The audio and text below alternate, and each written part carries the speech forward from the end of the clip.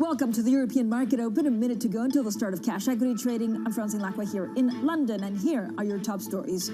Twitter says sell. Eyes are on Tesla stock after Elon Musk crowdsources what he should do with 10% of his stake. China posts a record trade surplus, giving policymakers room to delay stimulus. Beijing kicks off its biggest policy meeting of the year. And back in the air, the U.S. lifts travel restrictions for more than 30 countries, including much of Europe, China, and India. And we're live from Heathrow.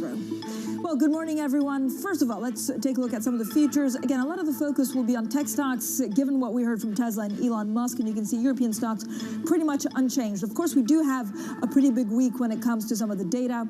All eyes on the CPI over in the U.S. You can see the DAX, the FTSE futures pretty much unchanged. So here we are, 1 second, and markets are open.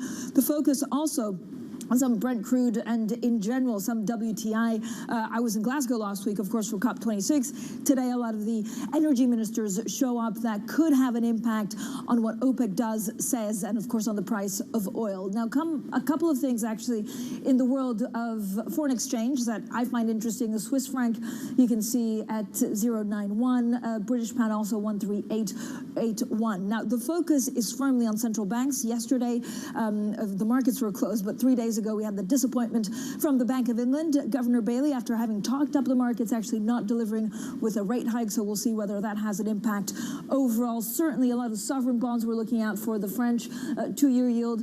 You can see 1.4 basis points, and German also at minus 0.75. So the focus also on some of these equities that we're seeing. I have to say, if you look at equities and if you see the run that actually European equities have had since the beginning of the year, it's not bad at all. Now we are already November 6th. We look into the next 2 to 3 months and into 2022, and you kind of wonder how that will be supported and what some of the factors that we need to watch out for. So you can see sterling 134.82, euro dollar 115.60, and then there's a couple of things going on with the Australian 10-year yield. I know we've been talking extensively about it. Again, Australian bonds actually rallying after the U.S. 10-year yield tumbled below 1.5% on Friday. So the overall picture for equities is one of a mixed bag. It really depends on some of the industries that you're watching out for. We're looking at travel and leisure. Again, our Guy Johnson is over at Heathrow for us. We look also at some of the technology stocks. Now, the U.S. lifting its entry restrictions for vaccinated travelers into the country today. And with that, the most lucrative transatlantic routes will now resume.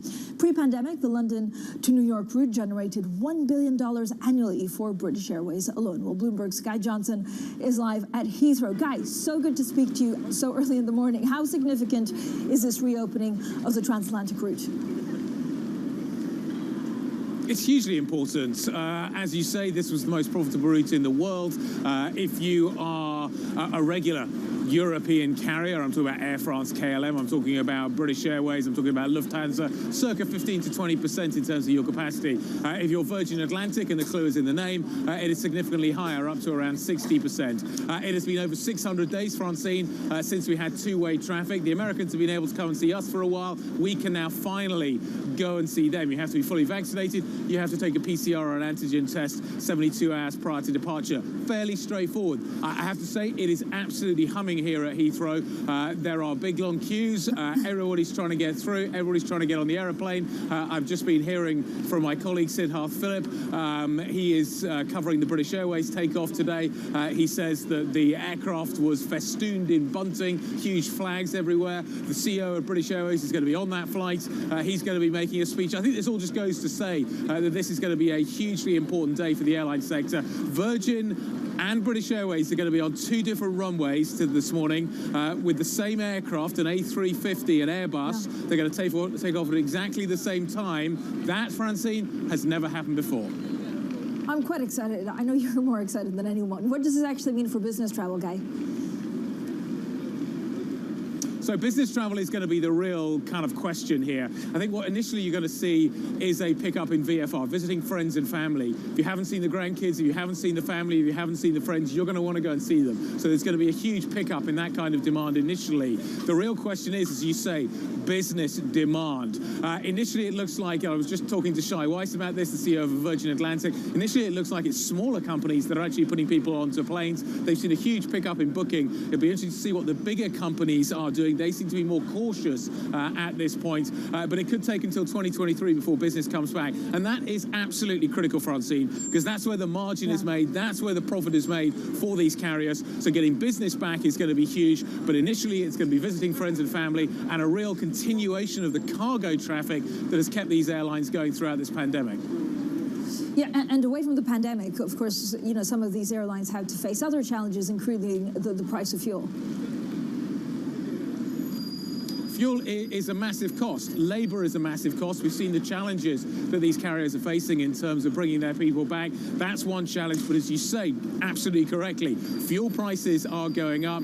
You've just been talking about what's been happening with Brent, etc. Prices are going up very rapidly. We've seen the latest EIA data suggesting huge draw in terms of demand for jet fuel. So everybody's trying to get ready for this. US carriers are less hedged. European carriers are more hedged when it comes to fuel demand. But they want to see what happens. They want to see what kind of capacity comes back before they really commit to their hedging strategy. The other factor as well, Francine, as you say, is the fact that we've seen these airlines taking on massive amounts of debt. As a result of which, as interest rates go up, that is going to provide another headwind. Most of the cost is at this point fixed in terms of the interest rate, but nevertheless some big challenges other than simply getting people back on planes. Guy, thank you so much. Guy Johnson there for us at Heathrow. And Guy will be interviewing, of course, we'll have some fantastic interviews throughout the day. He'll be at Heathrow throughout the morning covering the story. And we have an exclusive conversation between Guy and the IAG Chief Executive, Luis Gallego. Don't miss that conversation. That's at 9:20 London time. Now let's get back to the markets. Eddie van der Walt from our Markets Live team joins us now. And Eddie, thank you so much. Getting us started on a Monday morning, there's quite a lot going on. There's that Elon Musk tweet that I have to say was just fun to watch. I know it's having an impact on tech, but overall it's a busy week. Yeah, absolutely. Look, it is. This is the fun of the world that we live in today with, all sorts of policy being decided on Twitter, including Elon Musk's personal financial planning. And we're seeing the shares of Tesla down a little bit in the pre-market. The pre-market on TradeGate looking like about a drop of about 8% for Tesla. But the big question is, how much does that impact wider, tech markets? The Nasdaq underperforming a little bit today against the Dow Jones and so on. But really, this shouldn't impact the market more widely. It should be a Tesla-specific issue. But the way the markets are reacting the last few months, you never can tell. Yeah, I guess because they're just on tenterhooks because they don't really know what to look at. And then, gilts were all over the place. Absolutely. In general, bonds were all over the place after the Bank of England decision. Yeah, absolutely. So we saw the two-year gilt yields drop from about 0.7 to 0.4% in a couple of days. And really the question is now, do they extend those declines on the yields anyway? And really, on the Markets Live, we think that this is potentially there are further declines ahead because we're still significantly above the September levels.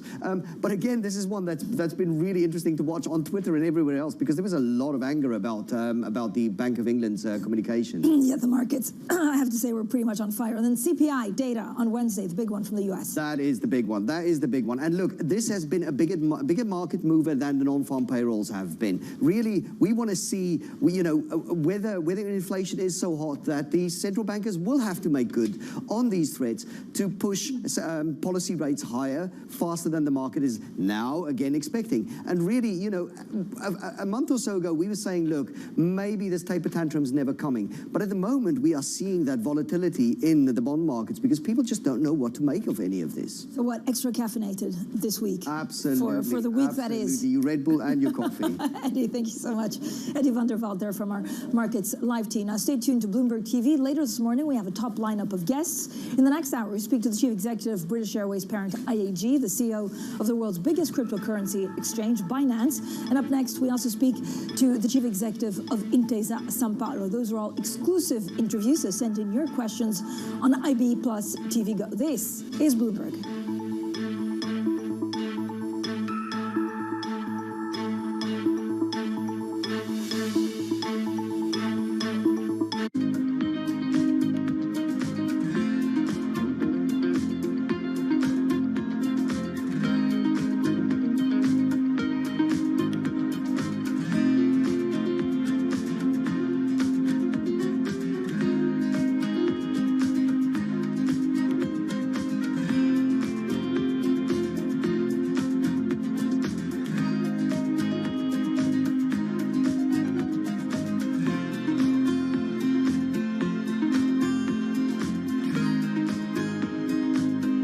China is a gigantic part of our economic life and will be for a long time, for our lifetimes. But that does not mean that we should be naive in the way that we look at our critical national infrastructure, the way we look at, you mentioned nuclear power, you mentioned 5G technology. Those are all legitimate concerns that any government, many other governments around the world have. But I've said this many times, it's worth repeating, I am no Sinophobe, very far from it. Do you think you're the last Sinophile in the cabinet?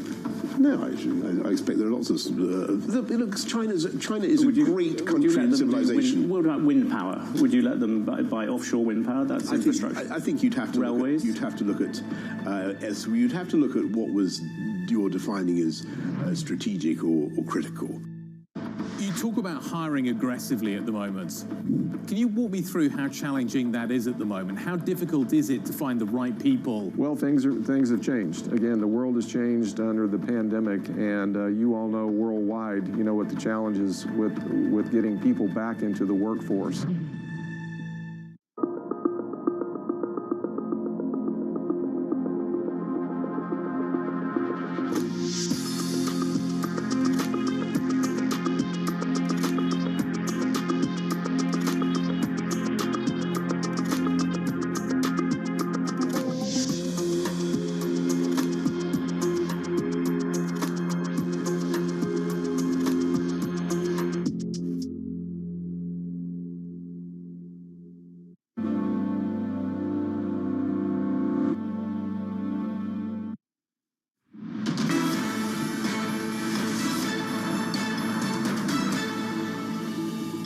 Welcome back to the Open, everyone. 11 minutes into the European trading day, and you can see these are some of the main movers we'll get to in a second, but European stocks pretty much unchanged. Again, a couple of things that we need to watch out for is the price of oil. We'll speak to OPEC ministers throughout the day, today and tomorrow, as they gather in Glasgow for COP26. The focus firmly, of course, also on that CPI data on Wednesday in the U.S. There's been a lot of movement, not on the equity side of things, although we're looking at for tech stocks, but on the fixed income side of things. I'm looking forward to speaking to Luke Hickmore in just a second. Now let's get some of the stocks also on the move at the Open. We start with Siemens Gamesa. Now this is basically a renewable energy play, so it's not the Siemens that we talk about day in, day out, but it's very clear that surging commodity prices, supply chain headwinds are set to last into next year. So this is one thing that we need to keep an eye on when we look at some of these Siemens Gamesa stocks, but actually they've given some 2022 guidance. It seems better than expected. The stock price prices flying 6%. The other thing we're watching out for is Richemont. Now, Richemont seen a little bit higher.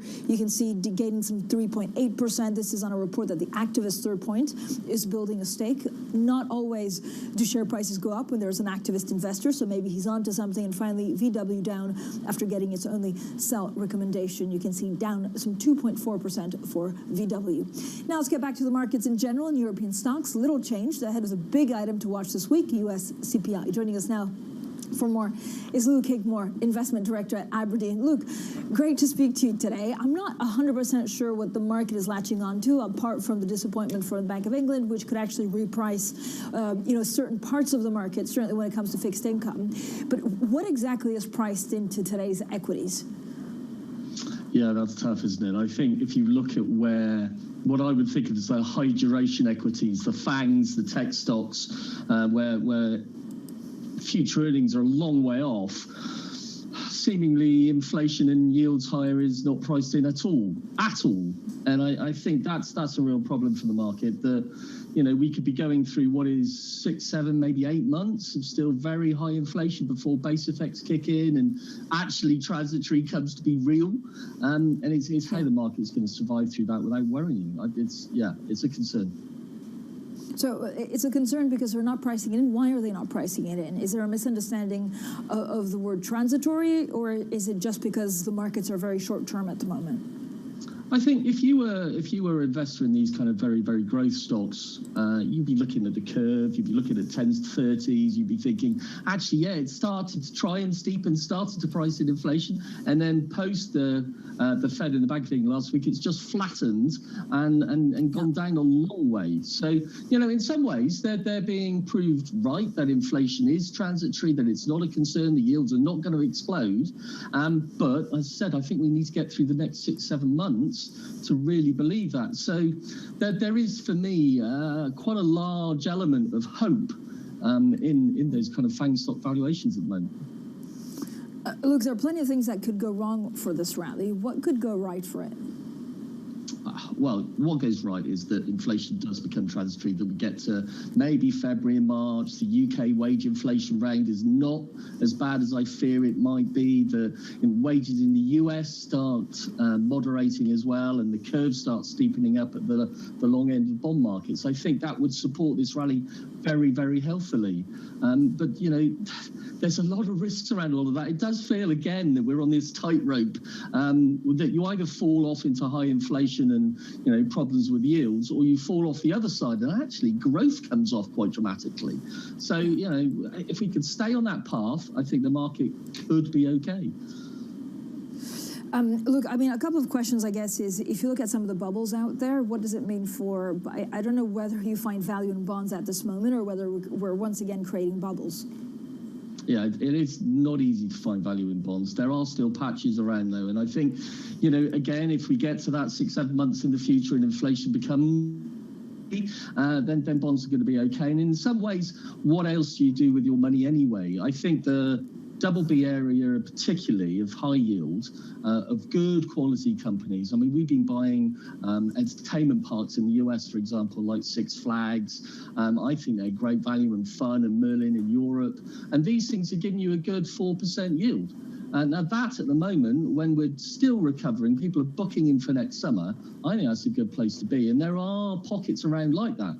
But, with inflation printing at 5.9% this week, Francine, I think even that part of the market, you're getting a negative real yield, at least for a short period of time.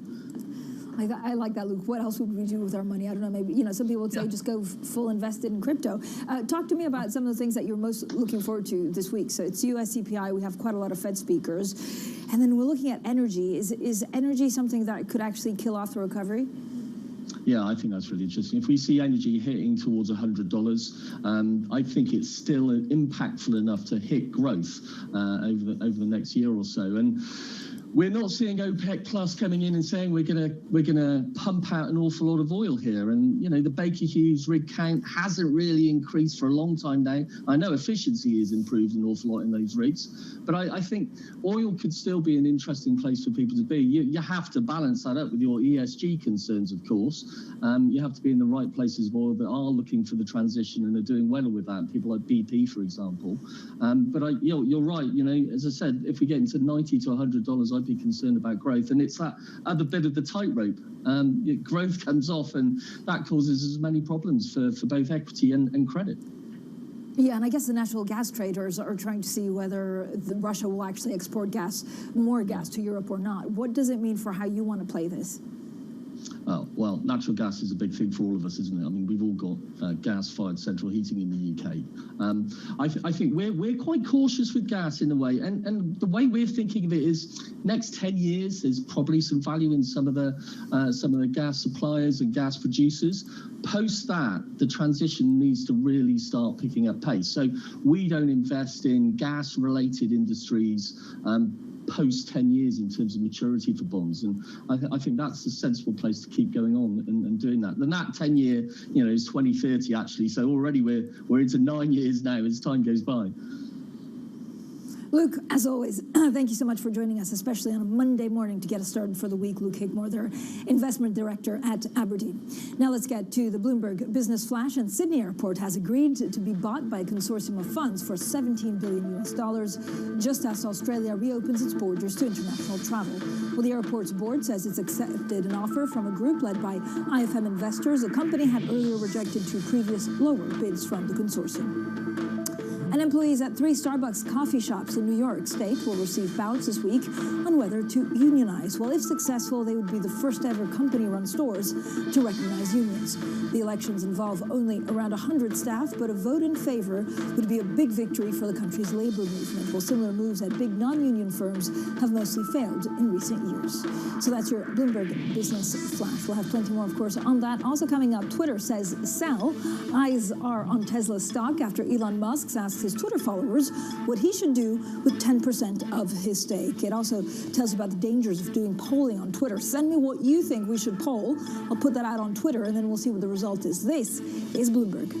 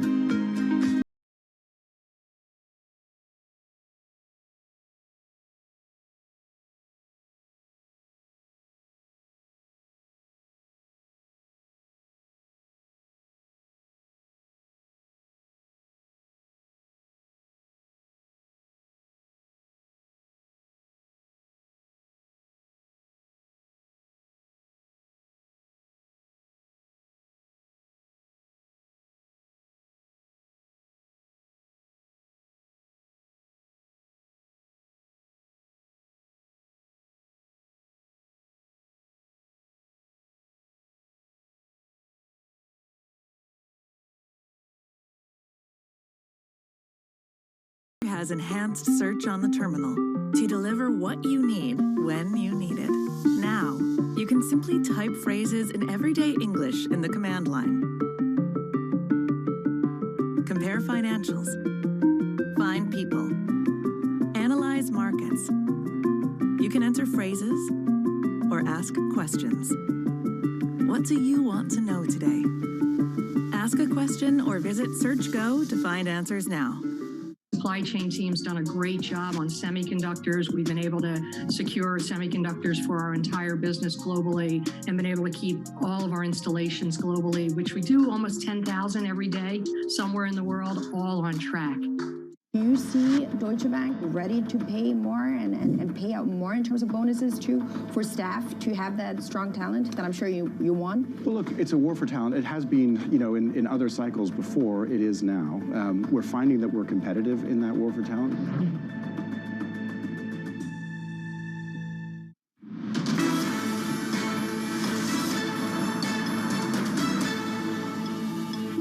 What we put out yesterday in the emergency temporary standard wasn't a mandate. It was a companies over 100 people either vaccine or testing, and there's an option here, and that's what we're pushing for here. Hopefully to see, and hopefully when this gets put into effect and it goes into full effect by January, we will start to see hopefully some of those 3.8 million people who right now are saying they're not coming back because of the pandemic. We'll start to see those folks feel safe enough to come back into the workplace. Well, that was the U.S. Secretary of Labor, Marty Walsh, on Friday's jobs data. And now Twitter has spoken. Elon Musk should sell 10% of his Tesla stake. A majority of users say they'd support such a move in a Twitter poll that Musk launched over the weekend. Well, joining us now, Elizabeth Berman, our autos reporter in Munich, Germany. Elizabeth, thank you for joining us. I mean, this was a wild kind of poll, and we'll see whether Elon Musk really sticks to it. But what's Musk's plan here? What would he do with the proceeds?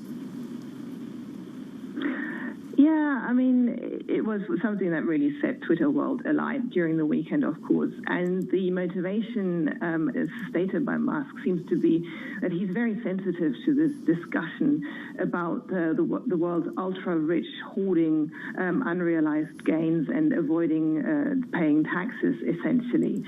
So you could make a link to his other recent pronouncements about giving some $6 billion to the UN if they can prove that they can alleviate hunger. So that might be a direction where this is going. But as yet, he hasn't really given much of an indication. There's also, of course, some other stuff playing out in the background with him becoming a bit of a symbol for rising inequality and certain members of Congress in the U.S. pushing for a billionaire's tax. So first of all, and we'll get to the billionaire's tax shortly, but how will this affect Tesla's share price? The early indications that we've had is that the shares in pre-market trading have been down between 6 and nearly 8%. But I think what's really important to remember is that these are a very small number of outstanding Tesla shares, representing just about 2% of total shares. It's a very liquid stock.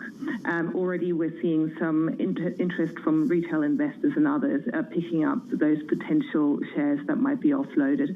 So the overall impact is probably going to be very, very small. So how likely is it that he'll go ahead with the sale? Like, is there any timeline on when we could find out? And tell us more about the billionaire's tax, Elizabeth. So I think this is what's so interesting about this. I think on this scale, there hasn't been such a poll before. And the questions that arise around this plan or potential plan are fascinating too. What if Tesla or if Musk now decides not to go ahead with this move after polling the internet effectively? Are there any legal implications? I guess not. It's more of an ethical scenario. So maybe Musk is also just trying to again use Twitter to skew public opinion in his favor, and maybe also help him appear in a positive light with regards to this potential billionaire's tax. Elizabeth, thanks so much. Elizabeth Berman there, our autos reporter in Munich, Germany. And in the meantime, we're just getting some breaking news out of SoftBank, a number of things that have come out from SoftBank earlier today. First of all, it's swinging to a 398 billion yen second quarter loss. It's also decided just moments ago, or we found out moments ago, that it will buy back up to 1 trillion yen of stock. SoftBank no longer lists Amazon stakes in Amazon, TSMC, and PayPal amongst its list stakes. So we'll have plenty more, of course, on SoftBank. We'll have plenty more on tech in general. Coming up, COP26 continues in Glasgow with carbon trading in focus this week. We'll discuss progress or not at the climate conference next. We also have the energy ministers from around the world descending in Glasgow. So the million-dollar question is, what will they do about climate change, or is it just to try to talk a little bit more about the energy price? That's coming up shortly. This is Bloomberg.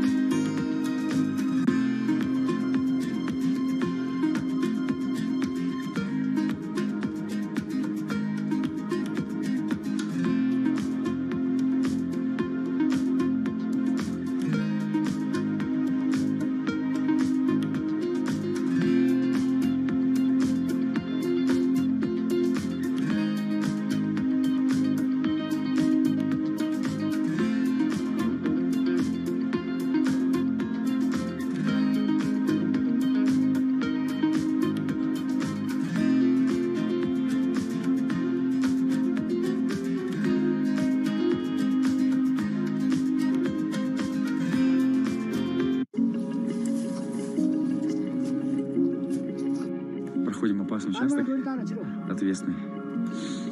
Рустам поднимает тебя на жмаре. Шерпа страхует.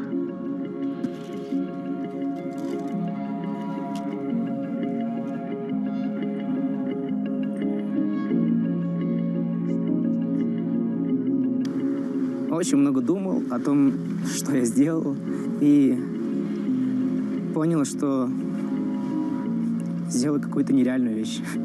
Не знаю. Я до конца внутри себя даже не могу поверить,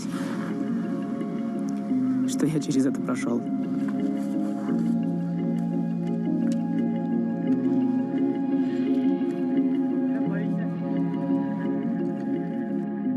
Состояние, наверное, организм истощен, потому что очень много физической работы.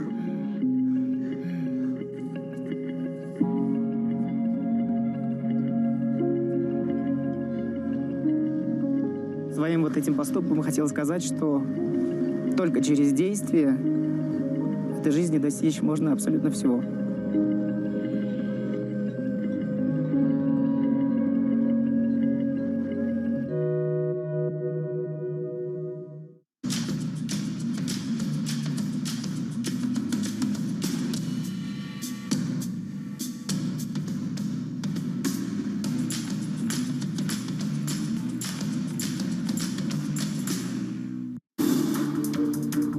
Every Friday with 30 minutes dedicated to fixed income, I'm Jonathan Ferro. This is Bloomberg Real Yield.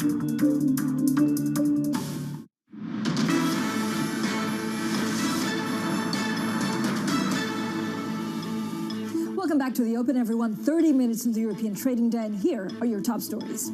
Here is what we're looking at. Twitter says sell eyes are on Tesla stocks after Elon Musk crowdsources what he should do with 10% of his stake. China posts a record trade surplus, giving policymakers room to delay stimulus. Beijing kicks off its biggest policy meeting of the year. And back in the air, the U.S. lifts travel restrictions for more than 30 countries, including much of Europe, China, and India, and we're live from Heathrow all morning. Now, this is what the market is looking at. Again, the focus is firmly on some of the data that we're seeing a little bit later on. Stocks in Asia pretty much steady. Investors keeping watch on how big pressures will impact monetary policy and the pace of the economic recovery. Again, Treasury yields actually rising after we saw the repricing from the Bank of England.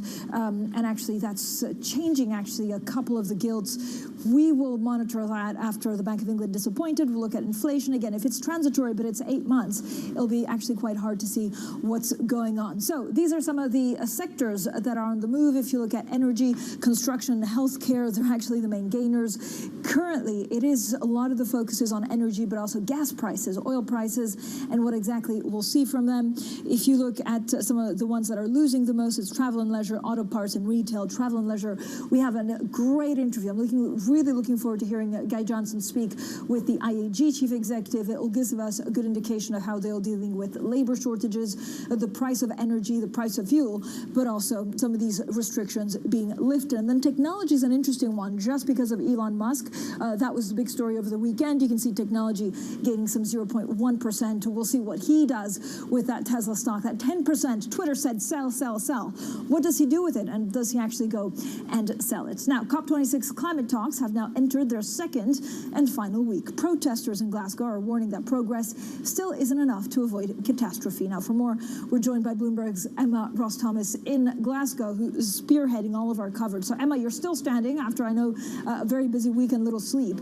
Where did we get to last week?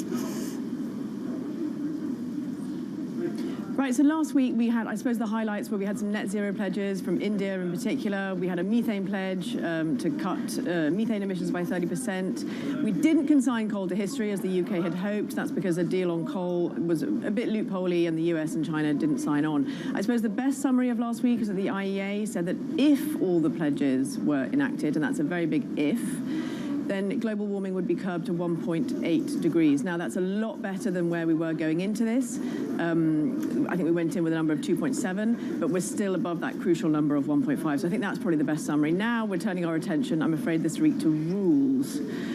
Article 6 is the buzzword. Expect to hear a lot of chatter about Article 6. What this is about is essentially setting out rules, accounting rules, if you like, to create a global marketplace for trading carbon. So this is deals between companies and between countries. Now, if we get a good deal, then that means it will help reduce emissions, and it will also funnel really important funds to developing countries to help them adapt to the worst effects of climate change. So Emma, there's also a lot of focus on carbon trading this week. What are you expecting we get? Right, so there's a real focus on the rules, the nitty-gritty, the details of the negotiation. And one of the things that you might hear this week is that no deal is better than a bad deal. Now, why is that? It's because if we get a good deal, then that will bring rigor and scrutiny and centralization to the current free-for-all that is out there at the moment. But if we get a bad deal, then basically that will allow for some quite creative accounting, double counting, if you like, that will actually reduce, that will actually stand in the way of reducing emissions. So on the one side, we have, it's sort of slightly three-dimensional chess here, this negotiation. One of the key issues is how much money from the carbon trading will be funneled to poor countries. And there we have the developing countries on one side, we have the US and the EU on the other side. Brazil had been a sticking point in previous rounds. Brazil is now saying they're willing to compromise. And then, as I say, we have campaigners very clear that the rules must be rigorous. And if not, then it's actually better to stick with the status quo than it is to have a sort of sloppy deal that allows for cheap, useless offsets. Emma, what else are we watching this week?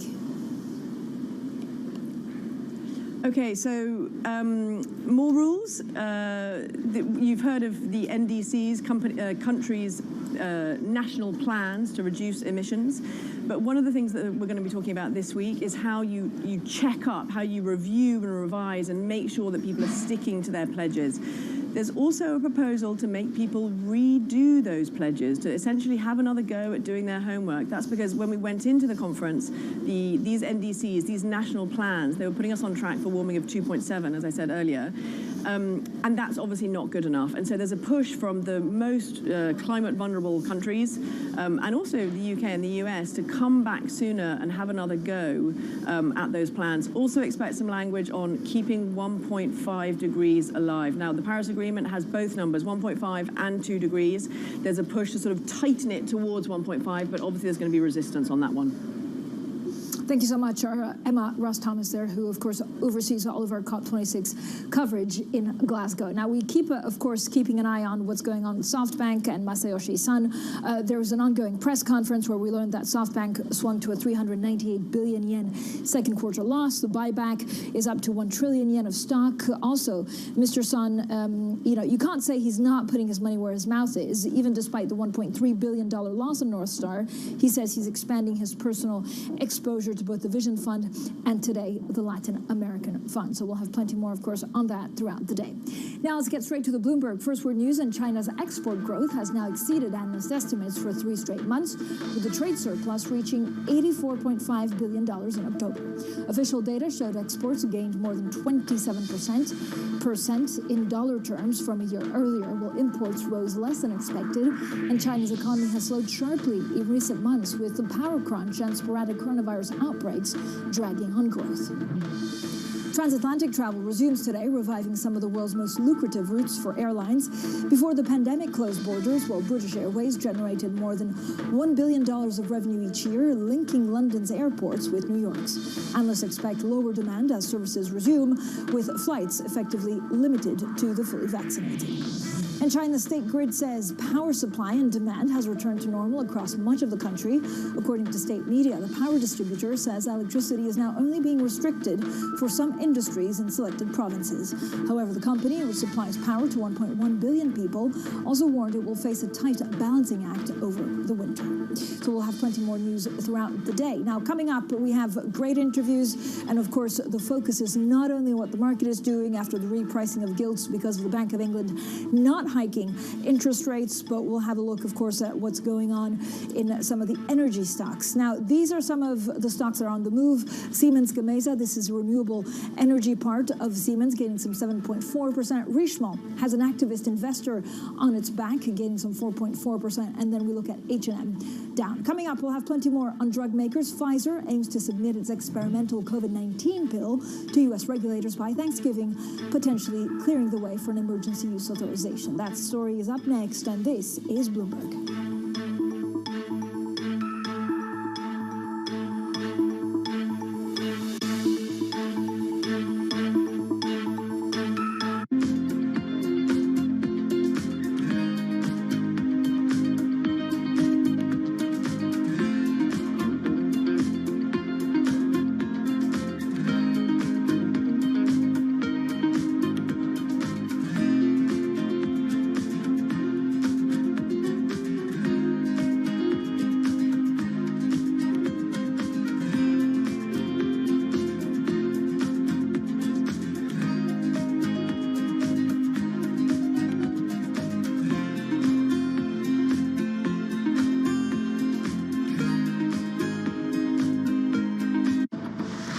Engine number one was able to do on the Exxon fight, it opened a lot of people's eyes to, I guess, the power that smaller investors can have.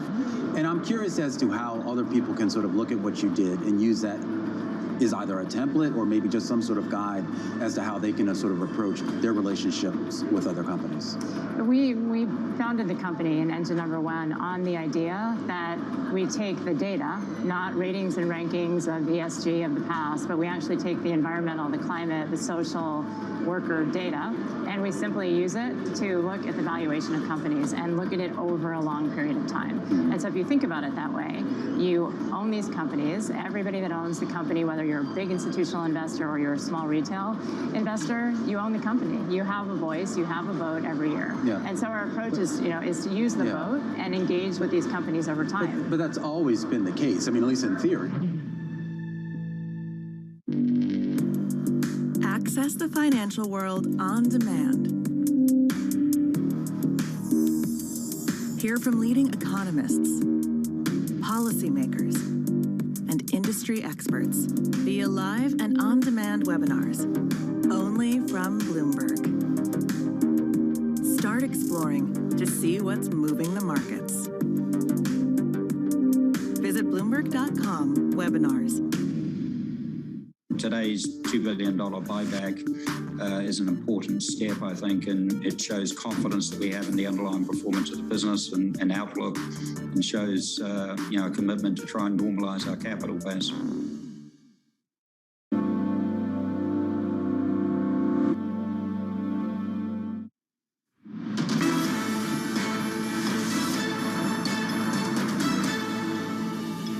Welcome back to the Open, everyone. 41 minutes into the European trading day, and you can see the picture focuses, of course, on some of the things that we've been watching out for, which is Treasury repricing. And then on Wednesday, we have that CPI figure. I'm getting confused with WTI because the main story, of course, is on oil prices. So we look at WTI, Brent, and natural gas. Now, the focus there is, of course, on the possible release from the U.S. of some of the stocks.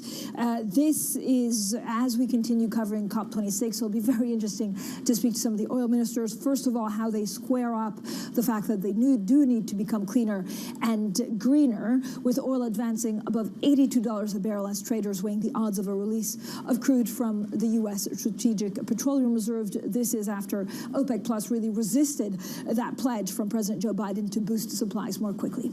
Now, Pfizer aiming to submit data from its experimental COVID-19 pill to U.S. regulators by November 25th, potentially clearing the way for an emergency use authorization. The company says its pill could reduce hospitalizations and deaths in high-risk patients by 89%. Well, here's Pfizer's chief executive on how the pill will be distributed once approved. Right now, we are negotiating with all governments, and they need to place orders. Once we have orders, we allocate certain quantities of our expected to manufacture quantities, so that everybody will get it in a fair way. Well, joining us now is Sam Fazeli from Bloomberg Intelligence. Sam, the key is whether Pfizer is really better than Merck's COVID pill. What are you looking at to figure this out? Yeah, I mean, something, thank you for having me back on. I think we have to be aware that both the Merck drug and the Pfizer drug are really quite phenomenal efficacy that they've reported, although the Pfizer one at 89% or 85%, which is a different way that I calculated, looks far better than that Merck gave us, which was 50%. But I think it's critical, and you saw the impact on the share prices too, Francine. Merck was significantly down on Friday, and Pfizer obviously up over 10%. But I think we have to wait until we see how sick these different patients were in the two trials before we judge if one drug's actually a lot better than the other one. So, Sam, what does this mean for the vaccines that are being rolled out around the world? In reality, in the normal world where everybody is pro-vaccine and everything is fine, it should have absolutely no impact. There is no question in my mind that you take a $40 vaccine that gives you prevention of disease and hospitalization at the 80-90% level versus wait to catch the virus and then treat it. But we all know that there will be pockets of people who would prefer that rather than taking a vaccine, and I think that's the reality. Sam, I'm also so happy to see you back on your feet. I know you've also tweeted, so it's no secret that you caught the virus, but you're on the mend. When you look at some of the booster shots and also how various countries deal with it in a different way, how long will we have to deal with COVID? Is it here to stay? Does it become like the flu vaccination that we just have to get vaccinated, maybe at the same time, flu and COVID-19? Yeah, Francine, I'm more and more in the camp that it's going to have to be done once a year. Of course, we need the data to show us whether our third shot and possibly a fourth shot give us longer and longer protection. But I don't think that for the over 50s, it's too difficult to imagine a world where once a year you get a booster, perhaps along with your flu vaccine. All right, Sam, thank you so much. Trooper Sam Fazeli there on the mend and on Bloomberg TV. He's, of course, in charge of Bloomberg Intelligence. Now let's get straight to the Bloomberg Business Flash. And Credit Suisse will direct its hedge fund clients to BNP Paribas after the Swiss lender decided to exit the business. The Zurich-based bank said it agreed to the referral to support its prime services and derivatives clearing customers.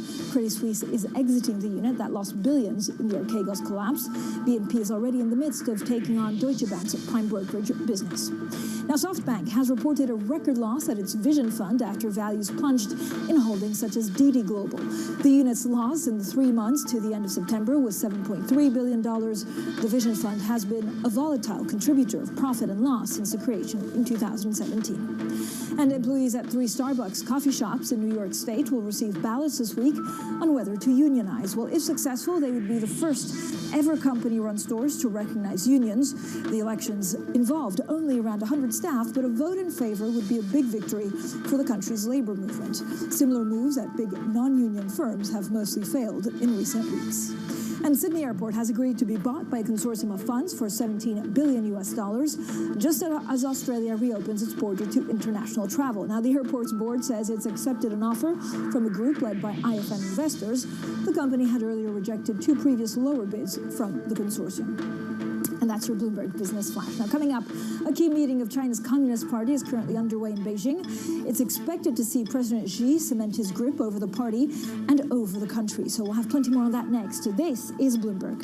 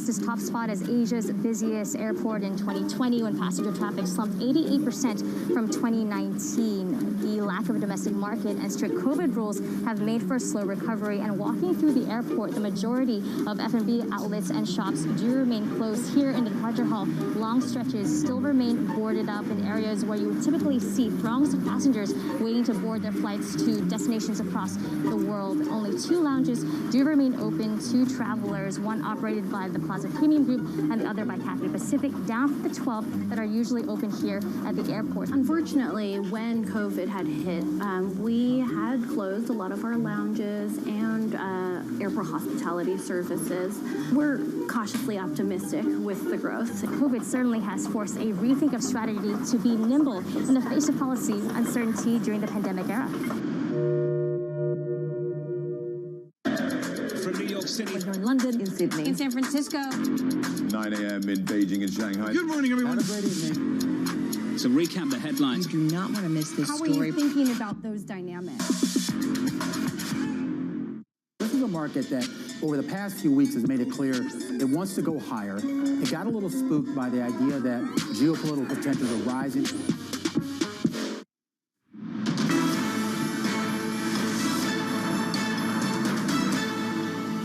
In terms of economics, yes, this is an important market. There have been some people who have not been, or airlines that have not survived this capacity. But, you know, this is a day of celebration of competition as well. So as soon as we touch down in New York, game on. Yep.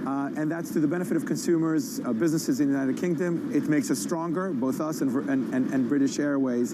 And we've seen pent-up demand. So I would urge people to book now to get the good prices because, you know, it's filling up very, very rapidly. What do you think competition is going to look like? Do you think there is going to be a price war? As you say, the fares are available now. You're suggesting they may not be there for forever. But nevertheless, talk to me about what you think the competitive landscape is going to look like here.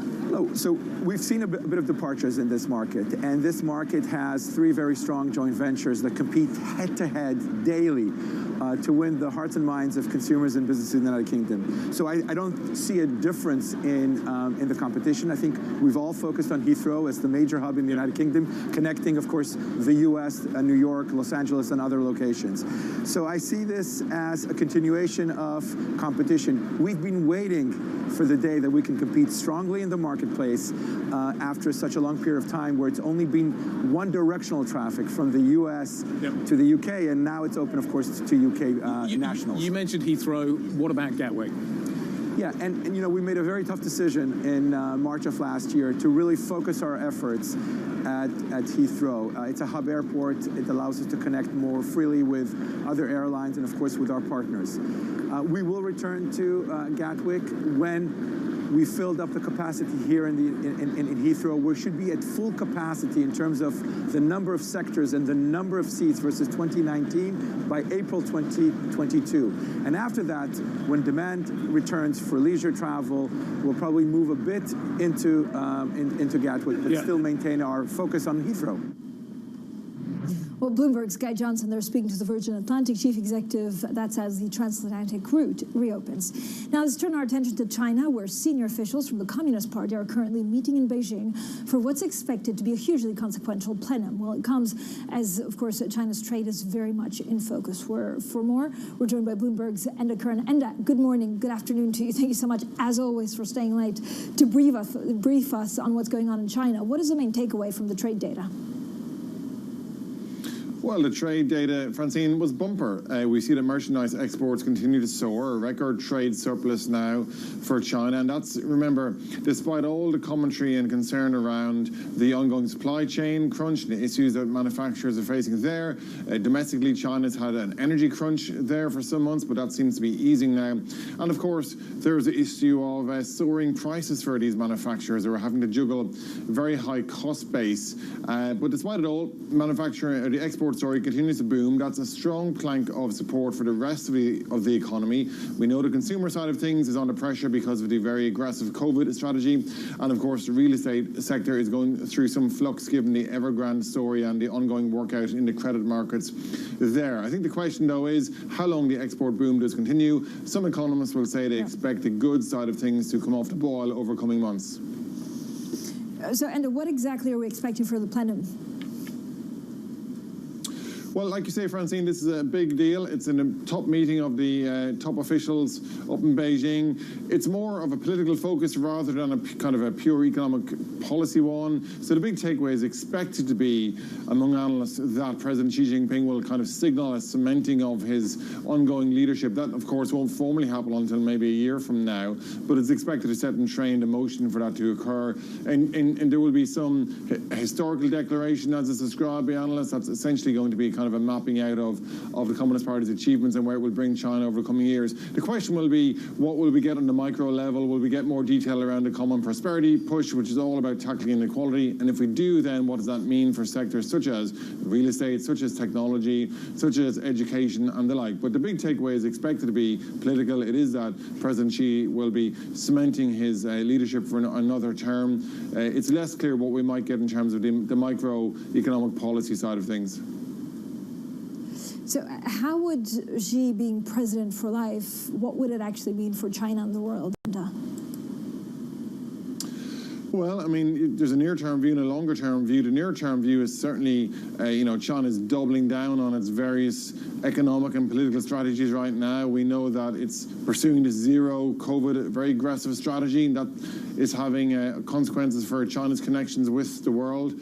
We know that internally China's pursuing this common prosperity theme. That is, of course, one about tackling inequality and all of the ramifications that has for those sectors involved, be it technology, be it education or whatever. Longer term, Francine, we'll have to see how it plays out in terms of what it does mean for China's image globally, what it does mean for China's economic management, and of course all of the other planks, its defense policy, its security policies and the like. But right here, right now, I think all the indications are that the government is pursuing a very firm policy agenda. They are doubling down on that, and there doesn't seem to be any hint of a near-term change of course. Enda, thank you so much. Our Chief Asia Economics Correspondent, Enda Curran, there in Hong Kong.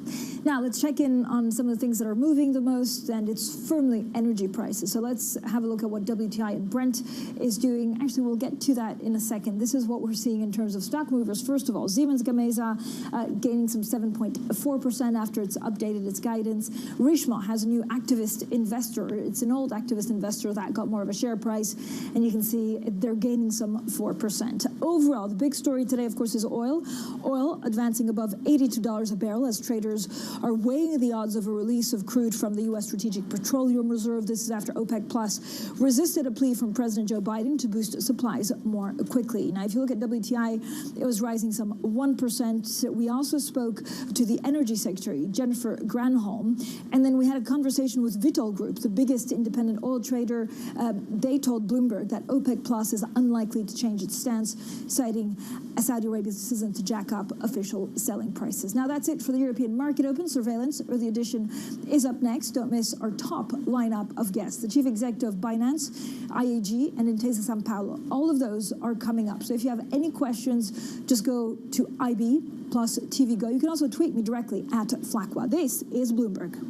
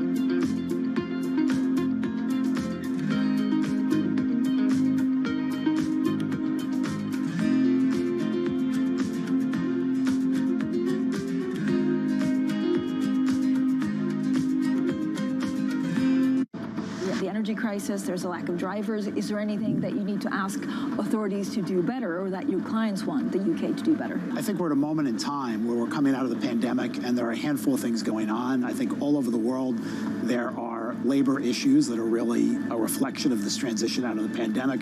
There are supply chain issues.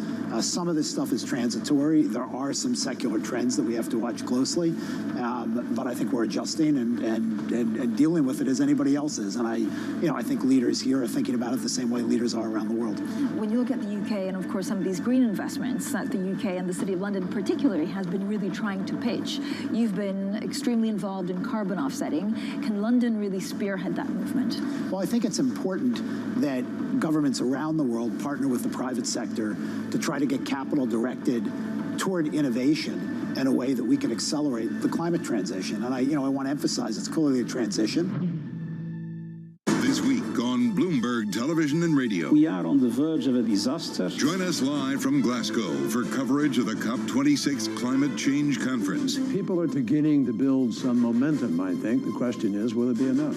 We'll speak with global leaders, keep you up to date on progress and setbacks, and analyze what it all means to you. We're going to need to see some real action. COP26, the UN Climate Change Conference. This week on Bloomberg Television and Radio.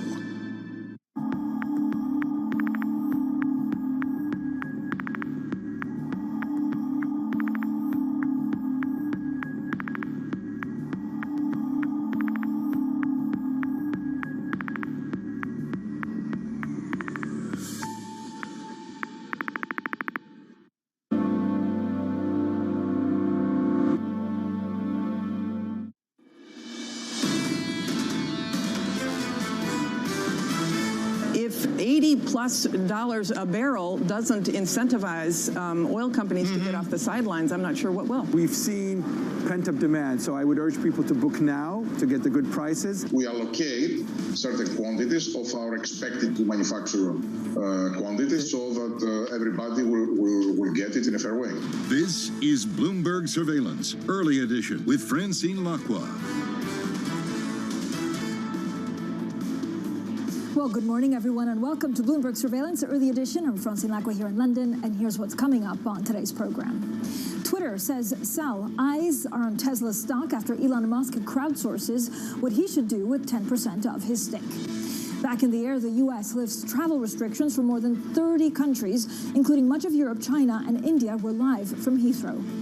Well, we'll be speaking to the chief executive of British Airways parent IAG this hour. We also speak to the chief executive of the world's biggest cryptocurrency exchange, Binance. Up next, we speak to the chief executive of Intesa Sanpaolo. That's Carlo Messina. Send in your questions on IB Plus TV Go. Now, first thing is first, so let's always check in on the markets, especially on this Monday. We do have a busy week ahead. Overall, the stocks Europe 600, you can see practically unchanged. The big data point will be on Wednesday when we have CPI over from the U.S. Remember, last week we had a huge repricing when it comes from fixed income. That was really fueled by what the Bank of England said, a feeling in the markets that the market maybe were cheated because they were pricing in a rate hike after talk from MPC members, and then they didn't deliver on the hike. S&P futures, you can see, also quite unchanged, and then Brent gaining some 0.9%. Now, we have good conversations on the price of energy. OPEC Plus not listening actually to what the president of the U.S. was asking, which is more supply, so they're now considering liberating the strategic reserves. If you look at the individual countries, you can see the DAX pretty much unchanged. Similar picture for the UK, the CAC gaining some 0.1%. Again, we have Richemont, for example, on the up in Switzerland. This is because it has a shareholder activist that seems to be buying up more of the stock, so maybe we'll get a change at Richemont. Siemens Gamesa, also biggest gainer when it comes to some of the energy stocks that we're watching. Tesla shares actually fall 7% in pre-market. This is after that Elon Musk stake sale poll. It said, what do I do with my 10%? This goes back to tax, and so this is the picture for Tesla in pre-market, down some 5.9%. Again, will he do it, that 10%? Will he really sell it off? And if he sells it off, what will he use for it? Now, let's get to one of our top interviews.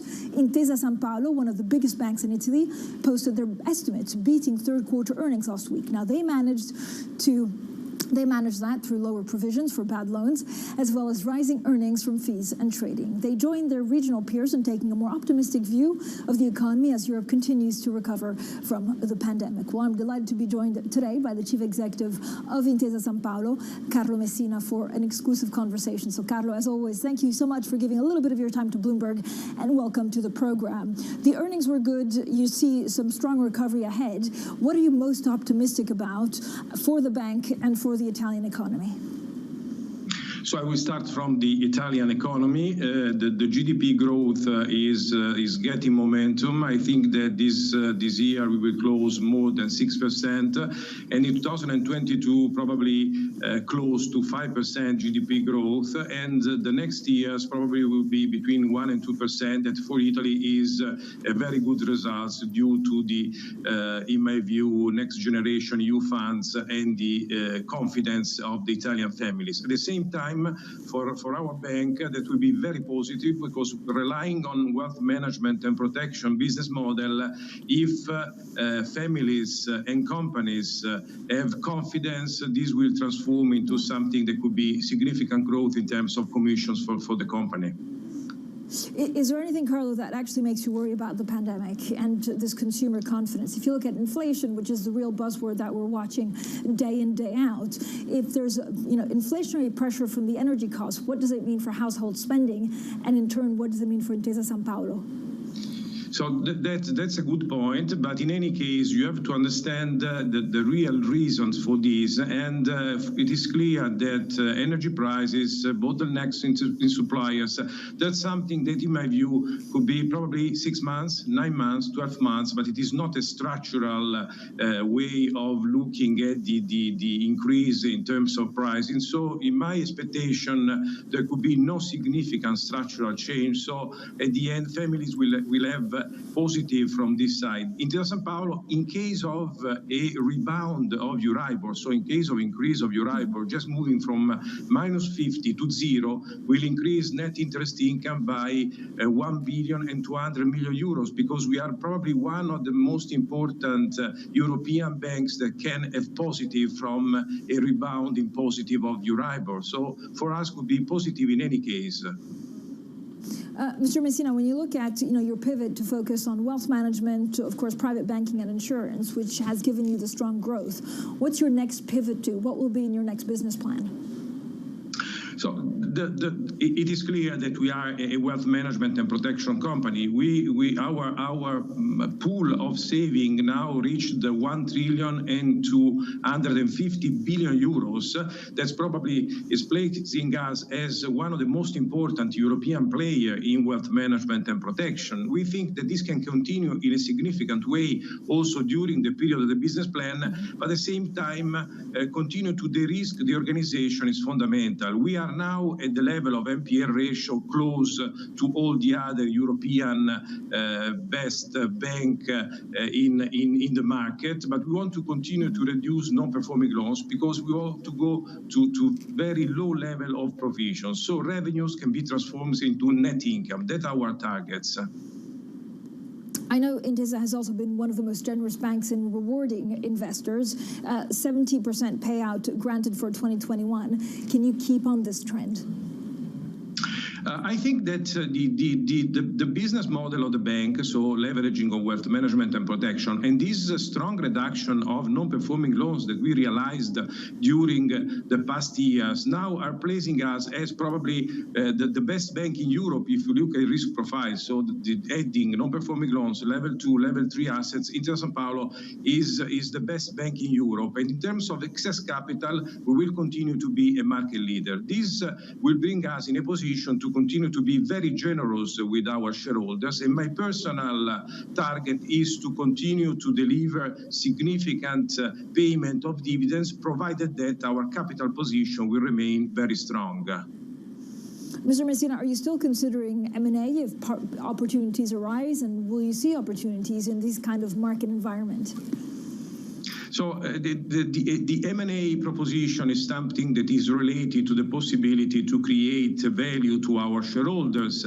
And looking at Italy, for us, it is really easy to create value for shareholders. But now our market share is such a level that it is impossible for us to enter into other consolidation. Looking outside of Italy, my perception is that the retail banking sector will have a very limited value, because with the digital implication, branches will have zero value for the future, apart from branches that are devoted to wealth management and protection. So coming back on the point that wealth management and protection, so theoretically, private banking, asset management targets could be of interest for the organization. The real point is that the price embedded in this target is so high that it is impossible to create value for our shareholders for the time being.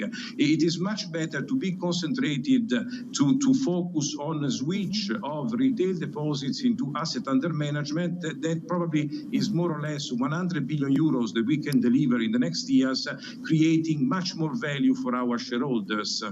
That's my view on M&A for the time. Sorry. Yeah, so is there a part of the world actually where you'd look at opportunities to grow because they give you the best potential if something were to come up? So that's the concentration of the plan will be on delivering on the countries in which we are already present, and especially exploiting all the potential in Italy that I told you is massive. Then at the same time, Switzerland is a country in which we are planning to grow to selective acquisition of small targets. This could be equivalent to making hiring of private bankers. So it's really small and selective. These are areas in which we can consider to have some further growth, and especially in private banking. Then through our network of branches, we will follow outside of Italy the majority of Italian clients. But for the time being, I do not see significant potential to grow outside of our countries in the next business plan. Mr. Messina, I don't know whether there's still an Italian discount, given all the tribulations with, Monte dei Paschi, which I know is unrelated to Intesa. But does it mean that investors are still questioning exactly the banking sector in Italy and its way forward for clearing? So the position of Monte Paschi di Siena, in my view, is there is an overestimation of a possible negative impact coming from Monte Paschi di Siena. Monte Paschi di Siena today is a bank that is delivering net income, is in the end of public, and in other countries you have banks that are owned by the government. So it is something that can happen for a period of time. So if the government will negotiate with the Commission the possibility to maintain for another couple of years the Monte Paschi di Siena, in these 2 years' time, there will be for sure a rebound in terms of Euribor, and net interest income Monte Paschi di Siena can increase, and so increasing net income. So I'm not worried at all. I think that also investors more or less are considering this situation not so risky for the time being, especially in a GDP growth environment. Mr. Messina, when you look at return to the office, do you see more room to cut costs because of the pandemic? There is for sure more room to reduce costs, because at the end the future for the banking sector is that you have to defend the revenues, but you have to reduce costs, reduce provisions in order to increase net income. There's no other possibility. A reduction of cost that for Intesa Sanpaolo is a best practice by definition is only mainly related with digital implication, because digital will bring us in a position to further reduce in a significant way the branches of the bank, and also the IT costs and all the other costs that are related with the part that we will reduce. Then there could be an increase in investments in digital, but net there should be a cost reduction. Otherwise, bank will be out of the market. There's no other possibility. Cost could be strategic for the future for a bank. But do you see, for example, any disposal of some of the real estate things that you are, holding on to? Does it actually change how many of your employees will be in the office, or not so much, because we'll get back to a more normal in 2-3 years from now? No, that's for sure a change, a structural change in the attitude of the presence in the office, but the remaining focus on the fact that at the end people need to work in team and not only with a video. So motivation of people is fundamental in the success of an organization. So you have not to overestimate the potential of the working by remote. I think that if you want an organization of success, you cannot work 100% only on a remote side. Then there could be a right level of presence, could be 67% in the office, and then the rest outside of the office. But you need to have people with you because the team building and the leadership is something that you have to realize from the emotional part. So giving motivation to people and not through videos. That's my experience as CEO. Carlo Messina, thank you so much for joining us today. He's, of course, the chief executive of Intesa Sanpaolo, with an exclusive conversation there on some of the challenges and really some of the opportunities, especially for Intesa Sanpaolo abroad. We talked about M&A. We talked a little bit about, of course, what he's expecting also for return to shareholders. Now, there are a number of stories that we're keeping an eye on. Not only is it the banking industry, but also the Tesla share price. This is after a pretty volatile weekend for Tesla, with Mr. Musk tweeting saying that depending on what they will decide on Twitter, he will sell 10% of his stock. This goes back to some of the tax and some of the pressure he's been getting as a billionaire to spend tax. So we're looking at Tesla pre-market down some 6.7%. Now, Smart Conversations continue this hour. We also speak to the chief executive of the world's biggest cryptocurrency exchange. It's Binance. And then a little bit later, the chief executive of British Airways parent IAG. You can send in your questions on IB Plus TV Go. Coming up, Pfizer aims to submit its experimental COVID-19 pill to U.S. regulators by Thanksgiving, potentially clearing the way for an emergency use authorization. That's coming up next, and this is Bloomberg.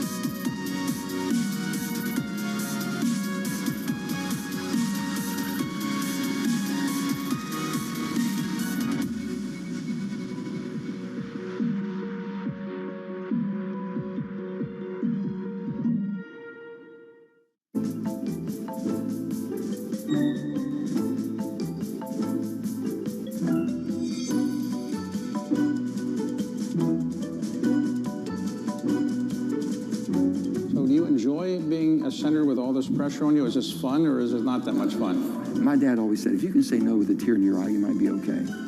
And I've been crying a lot lately.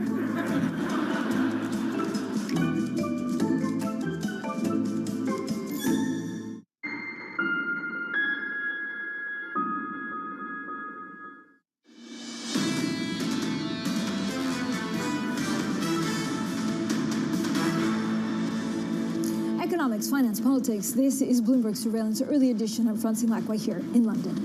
Now, on Friday, travel and leisure stocks got a boost after Pfizer announced its new pill substantially reduced COVID-19 hospitalizations and deaths. The drug maker's shares also surged on the news. Well, the chief executive, Albert Bourla, told us the company will make sure the treatment is allocated fairly. Thank you, and it's a great day for humanity, I think, and for science. I hope that we will be able to submit all this information to FDA before Thanksgiving, and then it's up to FDA to analyze the data and make their decision. Great for humanity, as you say, great for the markets. We have all our fingers crossed. There's an element here, though, of course, that you're in talk with some 90 governments about the deals to have this COVID pill. Do you have any revenue estimates as it stands? We know that Merck, which also has a pill under consideration, could make $5 to $7 billion on its COVID pill. Do you have any numbers you could share? No, we don't. Actually, really, I didn't even calculate it. And what I'm trying to do it is how many we can make, because I understand that there will be a lot of demand for something like that. We had started our investments at risk, so we started preparing for manufacturing. I had approved, I said in my second earnings call in July that I approved already more than $1 billion of at-risk investment. Thank God we did that. So now I think right now we are aligned to have 50 million courses of treatment manufacturing in our manufacturing sites next year. So it's a significant amount, right? Because it is 20 pills from the course of treatment of our own drug, which is $1 billion that they're going to manufacture, plus an all generic that goes together, another 500. So it's significant. So this is my focus right now, and knowing that the results, of course, we are immediately jumped. I spoke with our manufacturing people. How can we accelerate even further this production? With regards to the manufacturing, with regards to, more importantly, the distribution of that manufacturing, will that be global in scale immediately, or will you be going country by country? Will be global, and right now we are negotiating with all governments, and they need to place orders. Once we have orders, we allocate certain quantities of our expected to manufacture quantities, so that everybody will get it in a fair way. In a fair way. There was a lot of concerns about the rollout of the COVID-19 vaccines, not just from your company, but from the others as well, and about the inequities in the distribution and how, to a certain extent, that might have prolonged the COVID crisis. You can't basically inoculate one country without inoculating them all. Yes, you're never protected in a pandemic unless your neighbor is protected as well. And I think right now with the COVID vaccines, let me start with that. There will be not a question of a problem of availability for all, as poor as a country could be, by the first quarter of next year. Right now, we are aligned to manufacture 3 billion doses, of which more than 1 billion, almost 40%, 1.2, will go to middle and low-income countries this year. I'm not talking next year, this year.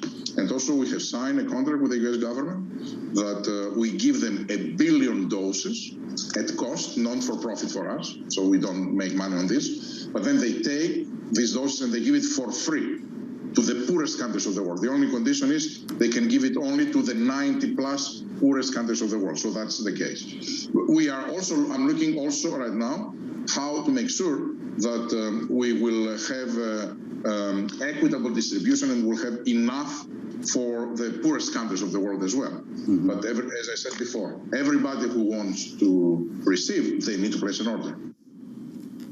Well, that was the Pfizer chief executive, Albert Bourla, speaking off the back of encouraging results on its new COVID pill. Now let's get straight to the Bloomberg First Word News. Here's Leanne Gerrans. Hi, Leanne. Hi, Francine. China's export growth has now exceeded analyst estimates for 3 straight months, with the trade surplus reaching $80.5 billion in October. Official data showed exports gained more than 27% in dollar terms from a year earlier. Imports rose less than expected.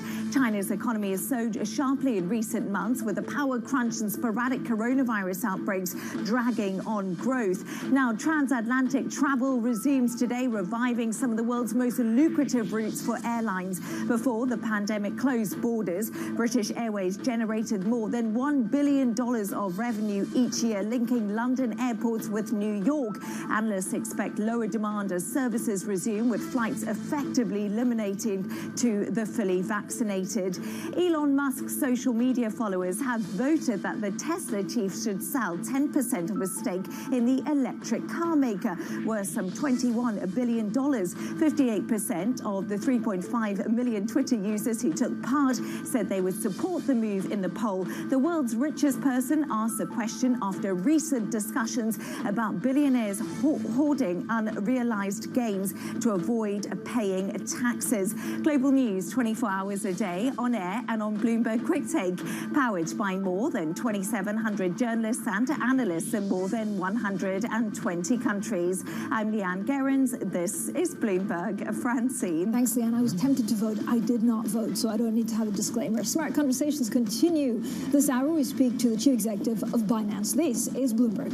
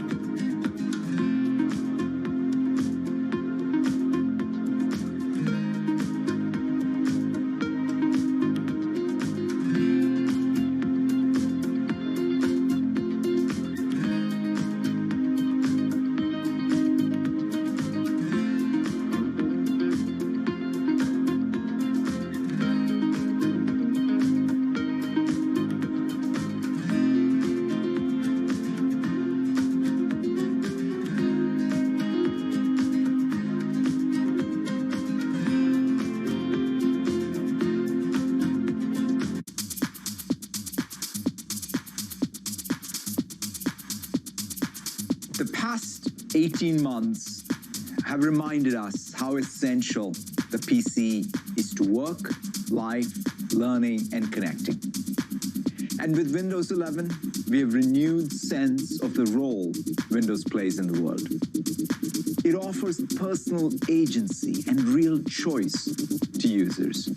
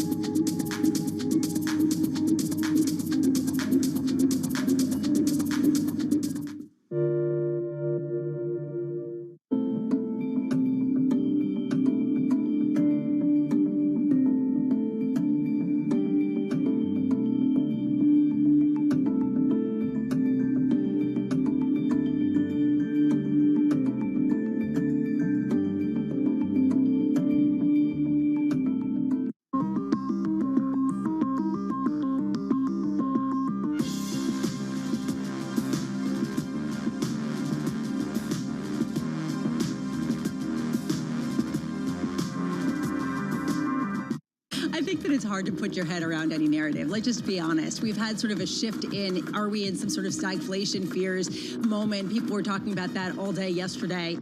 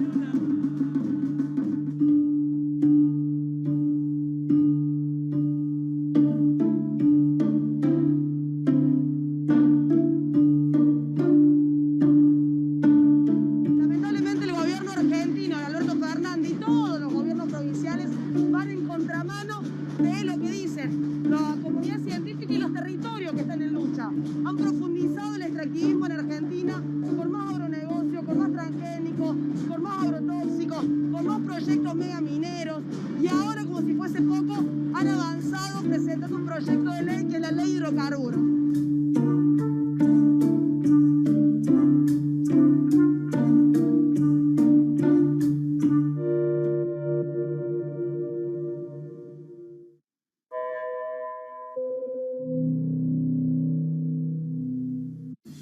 I was just finishing what you were saying, Tom. November 3rd is when the decision is. Just in case people got confused, I will. Just one more story, Tom. Yeah, thank God for that. We're at 137 right now. Wrap it into up. weakness. Is this where they play the music in the Academy Awards?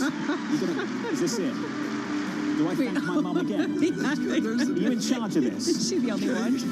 Kill the music. You know who's in charge here. Gasoline prices are high because it's mixed with ethanol that went tenfold. Gasoline prices are high because there is low stocks in the U.S. It's really a reminder, isn't it, just how sensitive the markets are to any commentary about trade. We did see some pressure on the yuan, we did see some pressure on the futures. That is now being reversed.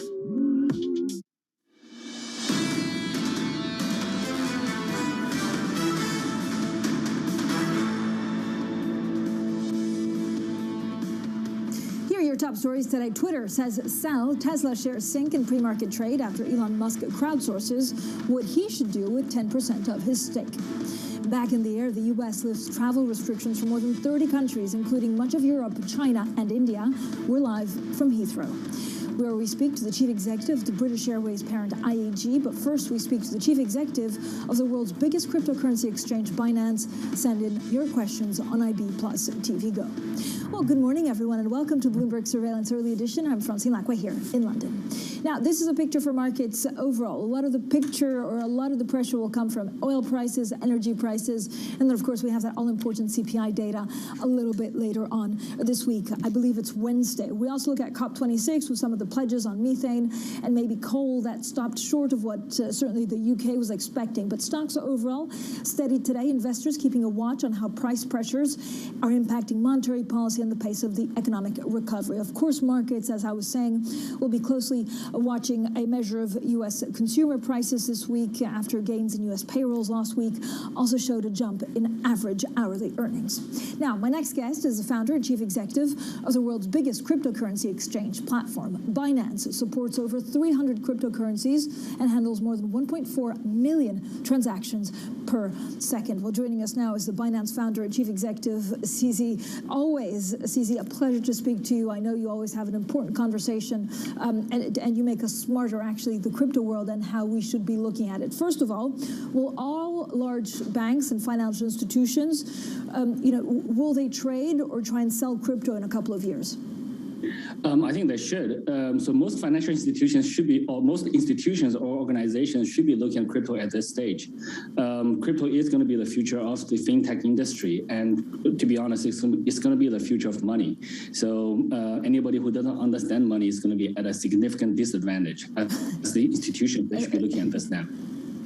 Yeah, that's a pretty bold statement. CZ, with the launch of a US ETF, are you worried that actually because of this crypto trading is migrating from traditional crypto exchanges to mainstream exchanges? That's the biggest challenge actually for Binance.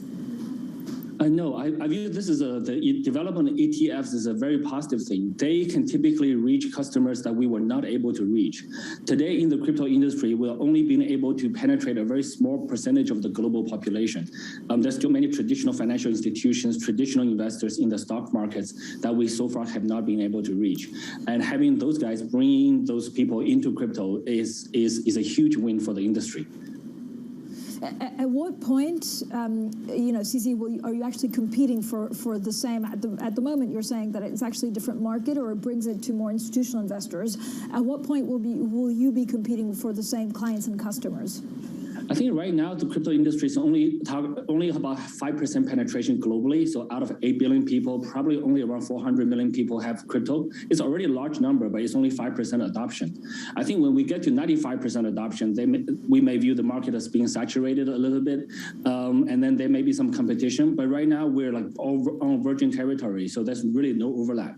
The more people that we can bring together into the crypto industry, the better it is for everyone in the industry. So, and even when the markets reach 95%, there's always new applications that can be built.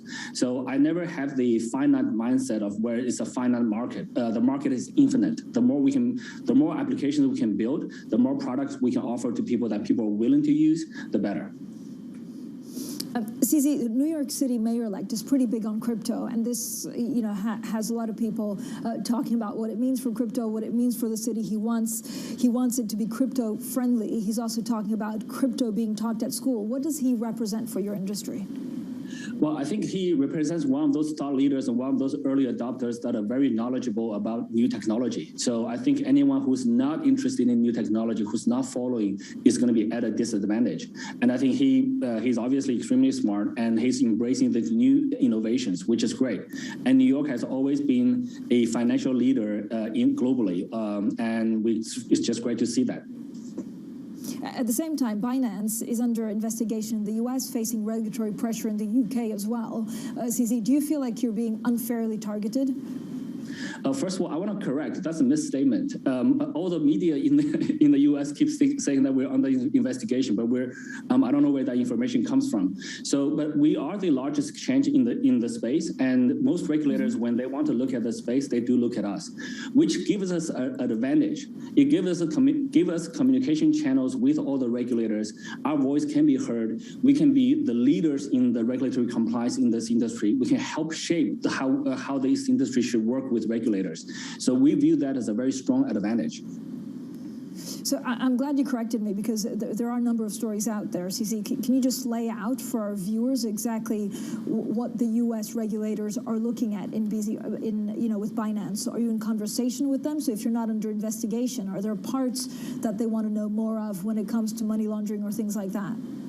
Sure. So I cannot disclose specifics of what we communicate with specific regulators, but I can comment in general. First of all, there's been no U.S. regulators issuing any kind of statement against Binance. There's no official statements. It was just the news media keeps saying there are rumors of that. We are in communication with almost all regulators, well, most regulators around the world, especially the ones who are interested in crypto.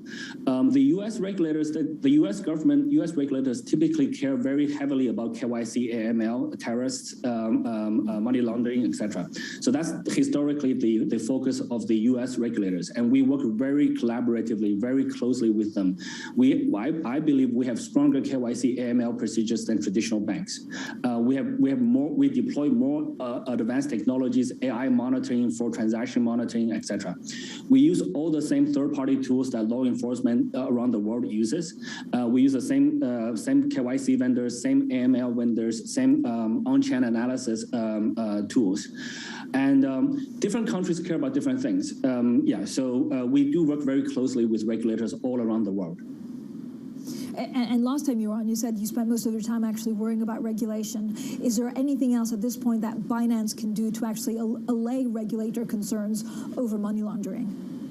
So I think basically with crypto, there's a misconception that more people use crypto for money laundering. That's actually more difficult in crypto because the transactions on the blockchain are permanent and they're transparent. Even though they're kind of pseudo-anonymous by address, you may not know who has that address, but there are different trails that you can follow to figure that out to a very large extent. So doing money laundering using blockchain, using cryptocurrencies is actually much, much harder than using fiat currencies. And I think that also is a much, much smaller percentage in cryptocurrency versus the total volume of cryptocurrencies. So I think that's a misconception people have. But we do need, as a new industry, we do need to work very closely with the regulators to control this. But this, and CZ, you're talking about money that you can track money once it's being, put from place A to place B. So what are regulators concerned about? That actually, when the money is put into A, there's no one to check where that money comes from? I think there's a standard set of processes which are relatively well defined. You got to know your customers, so KYC. We do KYC globally, and so we are one of the largest exchanges that do full KYC. There are some smaller exchanges who still do not do complete KYC, but we want to lead by example, and we do that. And we use all the analysis tools to analyze whether certain transactions could be flagged as potentially questionable, and then we will look into those details. So the tools are very mature. The tools are very complex. So the process is relatively established at this point, I believe. So despite all the pressures that we were just talking about and some of the regulatory, issues that you were mentioning as well, Binance has, gone really from strength to strength to the largest global crypto exchange. What's behind your success and the success of Binance? I think there's three things. There's product, there's service. Those two are the fundamental pillars, and there's values, how we protect our users. I think the third thing is really, really important, where we have continued to gain market share even over the last few months and also over the last 4.5 years. And this shows how much users trust us.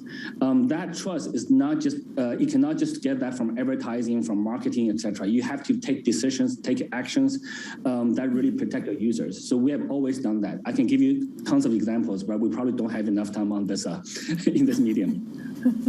Yeah, you'll have to come back for an hour special. Susie, one of the other things, and I do want to dig a little bit deeper into that, but one of the other things that we've been trying to figure out is, there's a new initiative actually by Binance to support some of the cryptocurrencies in France and in Europe in general, and this is through money. Where does Europe stand in the crypto universe compared to Asia and the US?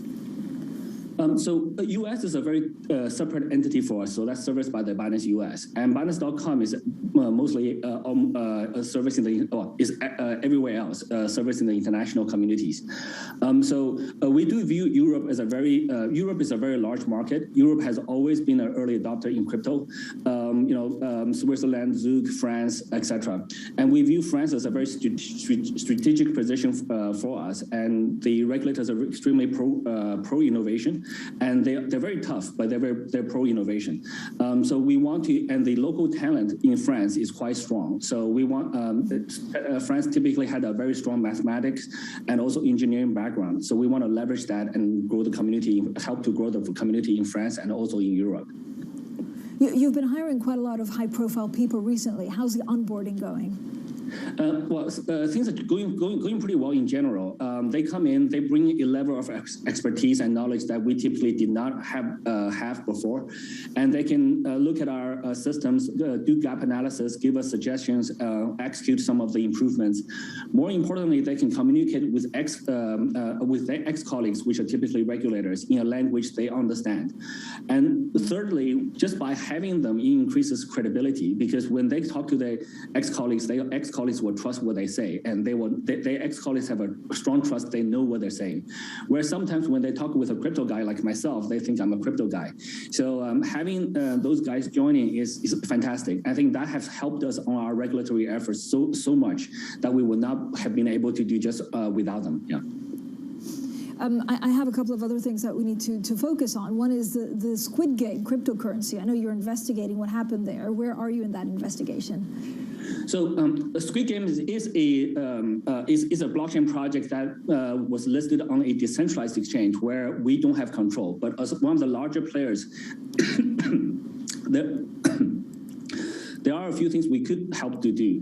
If any of the money flows to, if any of the illicit hacker money, the funds that was withdrawn from that project flows to Binance.com, we can help to freeze that. We can help to block that. We can also try to see, using the existing data, to try to discover who the scammers are, to the extent that we have data. So it's not 100% guaranteed. We also work with multiple security firms in the industry and also law enforcement. So there's a large number of coordination going on. But it is a project that's in the decentralized space. So it is the project we don't know who the guys are. So I do advise investors to please do not just invest in projects that you do not understand.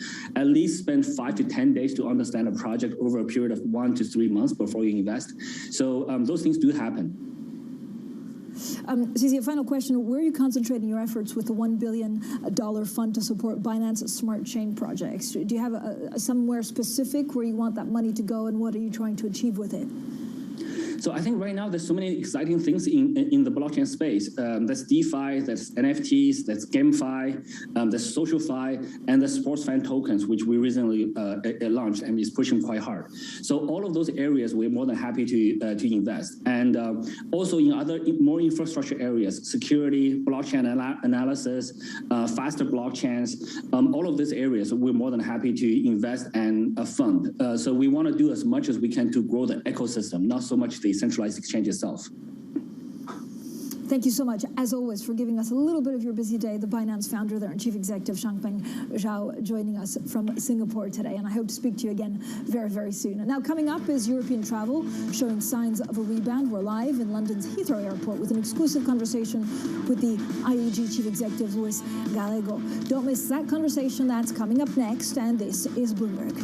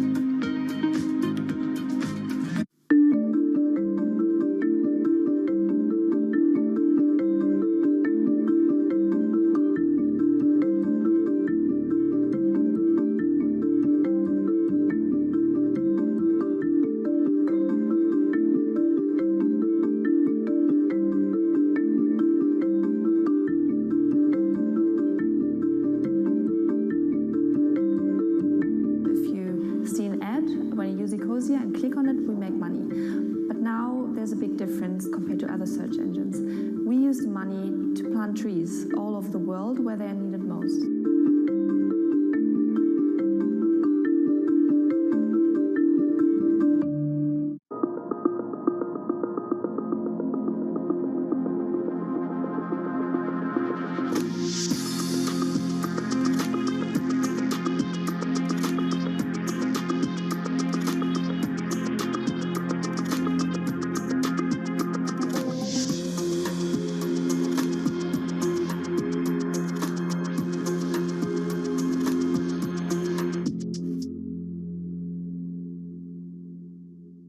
BSO Now is your online home for weekly Boston Symphony Orchestra and Boston Pops performances. See new concerts that go behind the scenes, plus acclaimed archival concerts. Visit bso.org/now, where the music plays on. BSO season sponsor, Bank of America.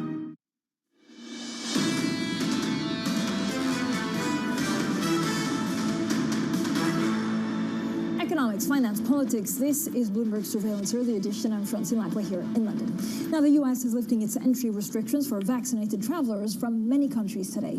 Lucrative transatlantic routes will now resume, with airlines hoping for a boost to their growth prospects. Well, for more, we're joined by Guy Johnson, anchor of the European Close, also our expert on all things travel and leisure. He's live from Heathrow Airport with a special guest. Guy, over to you. Francine, thank you very much indeed. I like the idea of the fact that I'm an expert in all things leisure. That sounds certainly something that I want to pursue. Yeah, we've moved over from Terminal 3 at Heathrow. We've come over to British Airways, Iberia headquarters, IAG's headquarters here at Waterside next to Heathrow. And I'm joined in an exclusive conversation now by Luis Gallego. He is the CEO, of course, of IAG. Numbers out on Friday. Initially, the stock dipped. Then it really popped quite strongly and finished the close in the green on Friday. Let's talk a little bit about how important today is. Luis, thank you very much indeed for your time. Good morning. Thank you very much indeed for hosting us here at Waterside. It's fantastic to be here. You talked on Friday on the call about this being a pivotal moment. Just describe how important it is for IAG, for your airlines, that you are now able to do two-way traffic across the Atlantic. No, for us, it's critical. It's a crucial moment because, as you know, it's one of our main markets, and we needed to have that capacity in the air. So I think it's a day where we are going to see that the future, in some way, we can fly all the aircraft that we have, and I think it's an important day for us. How's capacity going to work? How much capacity are you putting back on now? How many flights are you flying? And who is flying? What kind of passengers are you picking up at the moment? Okay, today we are flying to 17 destinations in US. We are going to increase to 23 destinations at the end of the year. I think around 246 weekly flights. And what we have seen today is that the load factor of these flights is close to 100%. We see a lot of leisure traffic, BFR traffic. Business traffic is also coming back. It's taking more time. But I think premium leisure, for example, is working very well. We have a lot of people that they wanted to travel, and now they have the opportunity. You have people that they want to reunite with their families, but also you have people that they want to do business face-to-face. So I think it's a critical. Well, it is nice to be face-to-face, finally getting to talk to people rather than on a video call. Let's talk a bit about business, though, which was a huge component of the North Atlantic. Profitability really kind of rested on that area. Do you think we are going to see structurally business being weaker going forward? Is there going to be a structural effect of the pandemic, do you think? I think still we have a lot of volatility, and we don't know what's going to happen. What we see is when we can fly, we have a lot of pent-up demand. But in any case, we have the assumption that in 2023, we are going to have a reduction in corporate travel of around 10-15% if we compare to 2019. And we prefer to be conservative because it's better to flex up the business later than not to need to do structural changes after this crisis. You've retired a number of long-haul aircraft, wide-body aircraft during the pandemic. The 747s have gone. You're flying an A350 this morning, if I can get my words out. I saw the Virgin and the BA take off, the simultaneous takeoff just a few minutes ago. Are you going to have to bring more aircraft in? What kind of aircraft are you looking at? Yes, I think, as you said, we are replacing the 747 and we are replacing the 340-600 in Iberia. I think we are bringing a new generation aircraft, 787, 777. We are going to bring also more 350s. And the consumption of fuel, we are going to have a reduction of up to 40%. So we delayed the deliveries of these aircraft because of the crisis, but now they are coming, and we are going to recover the capacity that we had in 2019 in 2023. Given the fact that it's COP continuing this week, what is that going to mean in terms of your trajectory towards being net neutral? I think it's very important, the new technology, for sure. The airlines, what we can do is to buy the latest technology that we have in the market, and that's what we are doing. And then I think we want to participate, for sure, in the process of decarbonization of the industry. The problem is for that we need, for example, more sustainable aviation fuel. You know that today, for example, we are flying with 35% of sustainable aviation fuel in the aircraft. But the problem is to reach the commitment that we have of 10% of sustainable aviation fuel in 2030, we are going to need around 300 plants around the world. And right now, we don't have sustainable aviation fuel. No, there's a whole infrastructure that needs to be built up. Talking of fuel prices are going up. How big a headwind is that going to be? For us, cost of fuel is critical also. So I think we are going to have the pressure of the fuel price, but we are having also the pressure of suppliers, monopolistic suppliers. And also I think labor and inflation can be also other challenge that we are going to have. But to be honest, I'm happy to talk about the challenges of flying. Because before we were talking about the number of aircraft that we had on ground.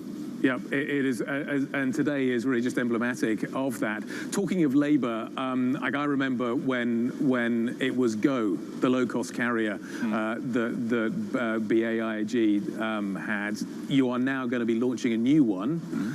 It's probably going to sort of take to the air beginning of next year. It's going to operate from Gatwick, a low-cost carrier. Where are you? Kind of, what are the details that you can give us in terms of the process, in terms of getting that done? Okay. First of all, it's not a low-cost carrier. I think what we need, what we need is an efficient platform. The problem is Gatwick. The last 10 years, we were losing money, except one of them. So if we want to operate and to compete in this new environment that is going to be even tougher, we need to be efficient. So BA, they have reached an agreement with the pilots, and it's an important agreement. And last week also they have closed an agreement with cabin crew. And they are talking now also with ground people. And if we can close all that, we will start flying from Gatwick in March 22. And I think the most important thing is to have the efficiency that is required to be profitable. Because when you have a business that is profitable, then you can develop the business, and we are going to have more opportunities in the future. Luis, fantastic to see you face to face. Thank you very much indeed for your time and sharing some of it this morning. And fantastic to see the aircraft back in the air and the North Atlantic reopening. Thank you very much. A huge milestone. Francine, thank you very much indeed for the time. We really appreciate it. Louise and I will hand things back to you. Guy, thanks so much. Guy Johnson, our European close anchor with the chief executive of IAG, live from Heathrow Airport with a fantastic conversation on getting back to flying the transatlantic. Now, coming up, we focus on what you need to watch this week, including U.S. CPI. That's coming up next. This is Bloomberg.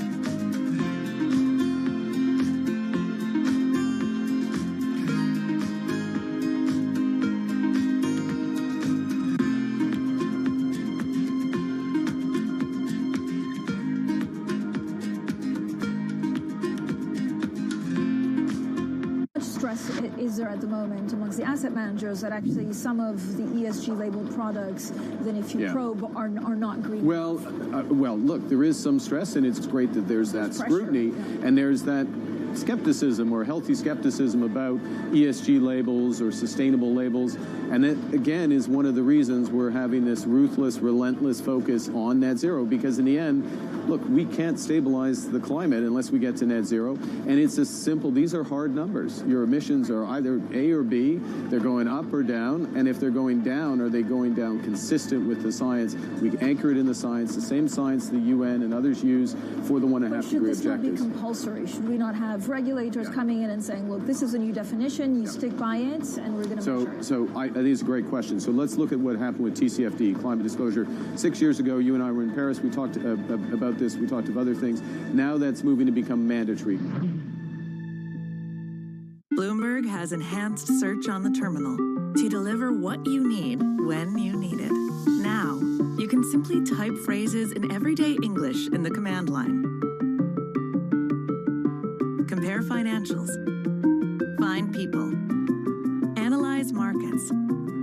You can enter phrases or ask questions. What do you want to know today? Ask a question or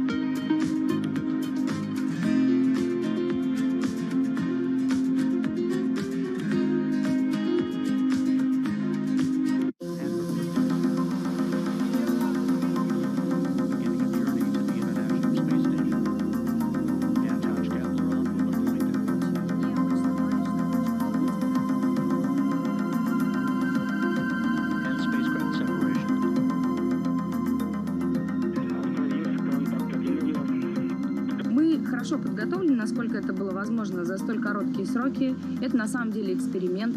Поэтому мне не хочется употреблять такие слова, как страх, боязнь и все прочее. Мне хочется говорить, что это очень волнительно, но одновременно и радостно, потому что, ну, вы же понимаете, как мало людей вообще там были. А у нас есть возможность полететь в космос, и не просто полететь в космос, а сделать там то, что мы умеем по-настоящему хорошо делать на Земле. Это снять кино.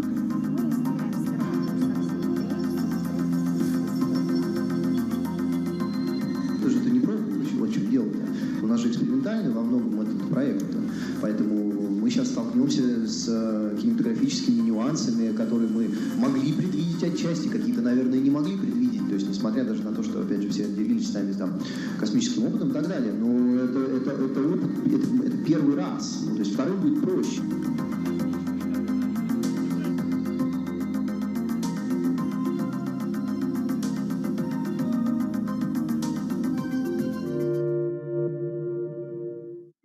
Million people use Twitter every day all around the world. 20% of those are in the United States. The top of funnel is really healthy. So we get a lot of at-bats, and we just need to keep doing a better and better job of converting people to help them make Twitter part of their daily ritual. Access the financial world on demand.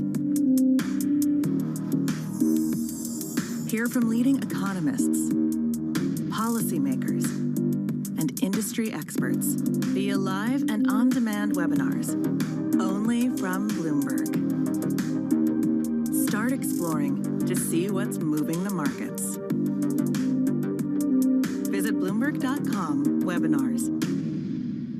This is a market that over the past few weeks has made it clear it wants to go higher. It got a little spooked by the idea that geopolitical tensions are rising.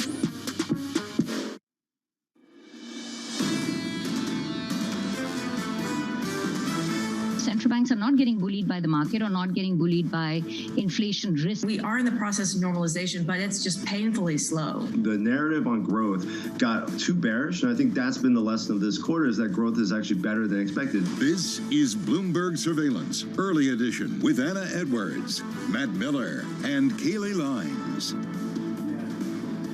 It is 10 a.m. in London, 5 a.m. in New York, and 6 p.m. in Hong Kong on this Monday, November the 8th. Our top stories today. The world's richest man faces a $21 billion decision. Elon Musk polled his Twitter followers, and they say he should sell 10% of his Tesla stake. A major step in the return of long-haul travel. The United States lifts travel restrictions for more than 30 countries, including much of Europe, China, and India. And President Biden hails the House passage of a historic infrastructure bill, but celebrations may be brief as Democrats still face internal divisions over the bigger $1.75 trillion spending package. Good morning, everybody from London. I'm Anna Edwards with Danny Berger here in London. Matt Miller with us, of course, from New York. Kaylee Lines is off this week. And Matt, when you look at the markets, things seem fairly quiet, I suppose, through the Asia session into Europe, but we're at or near all-time highs for US stocks and a big focus on the US growth trajectory and how much inflation momentum and pressure that is building. Yeah, absolutely. We're going to get PPI and CPI numbers here in the U.S. out later this week, and markets are really waiting for that. Let's take a look at what's going on in Asia or what happened overnight. Here's the equity indexes column, and you see a fairly mixed picture. You see that kind of mix in Europe as well, and to some extent for U.S. futures. So a little bit of a mix in terms of no decision made by Mr. Market in terms of risk appetite today. Although you do see bond buying throughout most of Asia. This is the sovereign bonds column. You can see most of the boxes here are green. And if you scroll down, which I did before the show, just to double check for our viewers, almost everything there is green. Investors are selling Japanese bonds. They're selling some Chinese bonds. But for the most part, buying debt in Asia. And then if you take a look at futures to the upside, really that is the picture for the U.S. as well. Take a look at S&P futures and you'll see gains even though we hit all-time record record highs again last week. In fact, 5 weeks in a row now for gains in U.S. stocks, and futures are up just a little bit. Actually, I think you could call that unchanged at this point. So we were up a little bit earlier, more. The U.S. 10-year yield is rising, so investors are selling the debt there, and you can see NYMEX crude, the price is rising, 82.34. Very interesting stories around oil, and I know you're going to get to today. And then Bitcoin back up almost to an all-time high, $66,143. We heard from CZ earlier, the head of Binance. I'm interested to hear more from what he said, because it's one of the biggest Bitcoin exchanges in the world, and we had an incredible panel last week here at Bloomberg talking to a lot of the biggest leaders in crypto and crypto regulation. So as we wait for these inflation numbers, the Bitcoin price becomes more and more interesting, Anna, to watch. Danny, what are you watching in Europe? Well, I'm looking at more indecision in this European equity session, Matt. You can't really see a clear direction, a lot of variance between the different regions, a lot of the dreaded gray, which on your terminal on Map Markets Go means that it is little change. So little change when it comes to the UK. The IBEX is little changed as well. Some of the areas that are underperforming are the DAX and the FTSE MIB, down as much as 0.2%. France, a shining spot within this market. We're seeing some of the luxury stocks do better. Richemont outperforming today after an activist investor taking a stake in there as well. But much like the U.S., Matt, we are hovering around all-time highs. We had all-time highs for Europe to end the week. So investors just staying put at this moment, that momentum not necessarily carrying us higher. Now, the FTSE 100 not declining as much as some of these other regions. Part of that has to do with the currency effect. We're looking at a weaker pound this morning. So the cable rate is lower, but it's not just against the dollar, because we did have a stronger dollar. So let me show you what that is doing. We're also seeing a pound that is weakening against the euro as well, but I have the cable up here. That's 134.87. As I said, basically flat. Europe Stock 600, a little bit of downside bias. Some of that downside bias coming from the inflationary story, and I'm highlighting two corporates here. We have H&M and Henkel. So H&M, this came from a downgrade from Goldman, who said that they are likely to feel a lot of pain when it comes to their margin. That given the cost of goods from inflation and the cost that they're selling at, they expect H&M to see some deterioration. Heingold, for their part, had earnings as well. This is the large chemical company. Their guidance for the full year when it comes to margin was at the lower end of the range. So again, Anna, it's this inflationary fear. A lot of companies have that pricing power, but if you don't, you will get punished in this market. Yeah, absolutely. That division then between those businesses that can take and absorb that supply chain difficulty and higher costs and pass those on to consumers, and those that can't. That is a big dividing line, one we'll talk to our guests about later on this hour. Now a look at what lies ahead for us this week. China's Communist Party Central Committee begins a 4-day meeting today, and this is really setting the stage for what happens next year in China and the future of this man Xi Jinping at the top in China. We'll talk about that more later as well. Tomorrow, EU finance ministers meet in Brussels. On Wednesday, investors will be watching for US CPI data. Economists forecast an acceleration in the month of October. A 3-decade high in inflation is what we are anticipating, just to underscore the inflation narrative and how key it is. And on Thursday, China holds its annual Singles Day, the world's biggest quote-unquote shopping festival. I wasn't sure that that was the thing, a shopping festival. But Danny, apparently it is.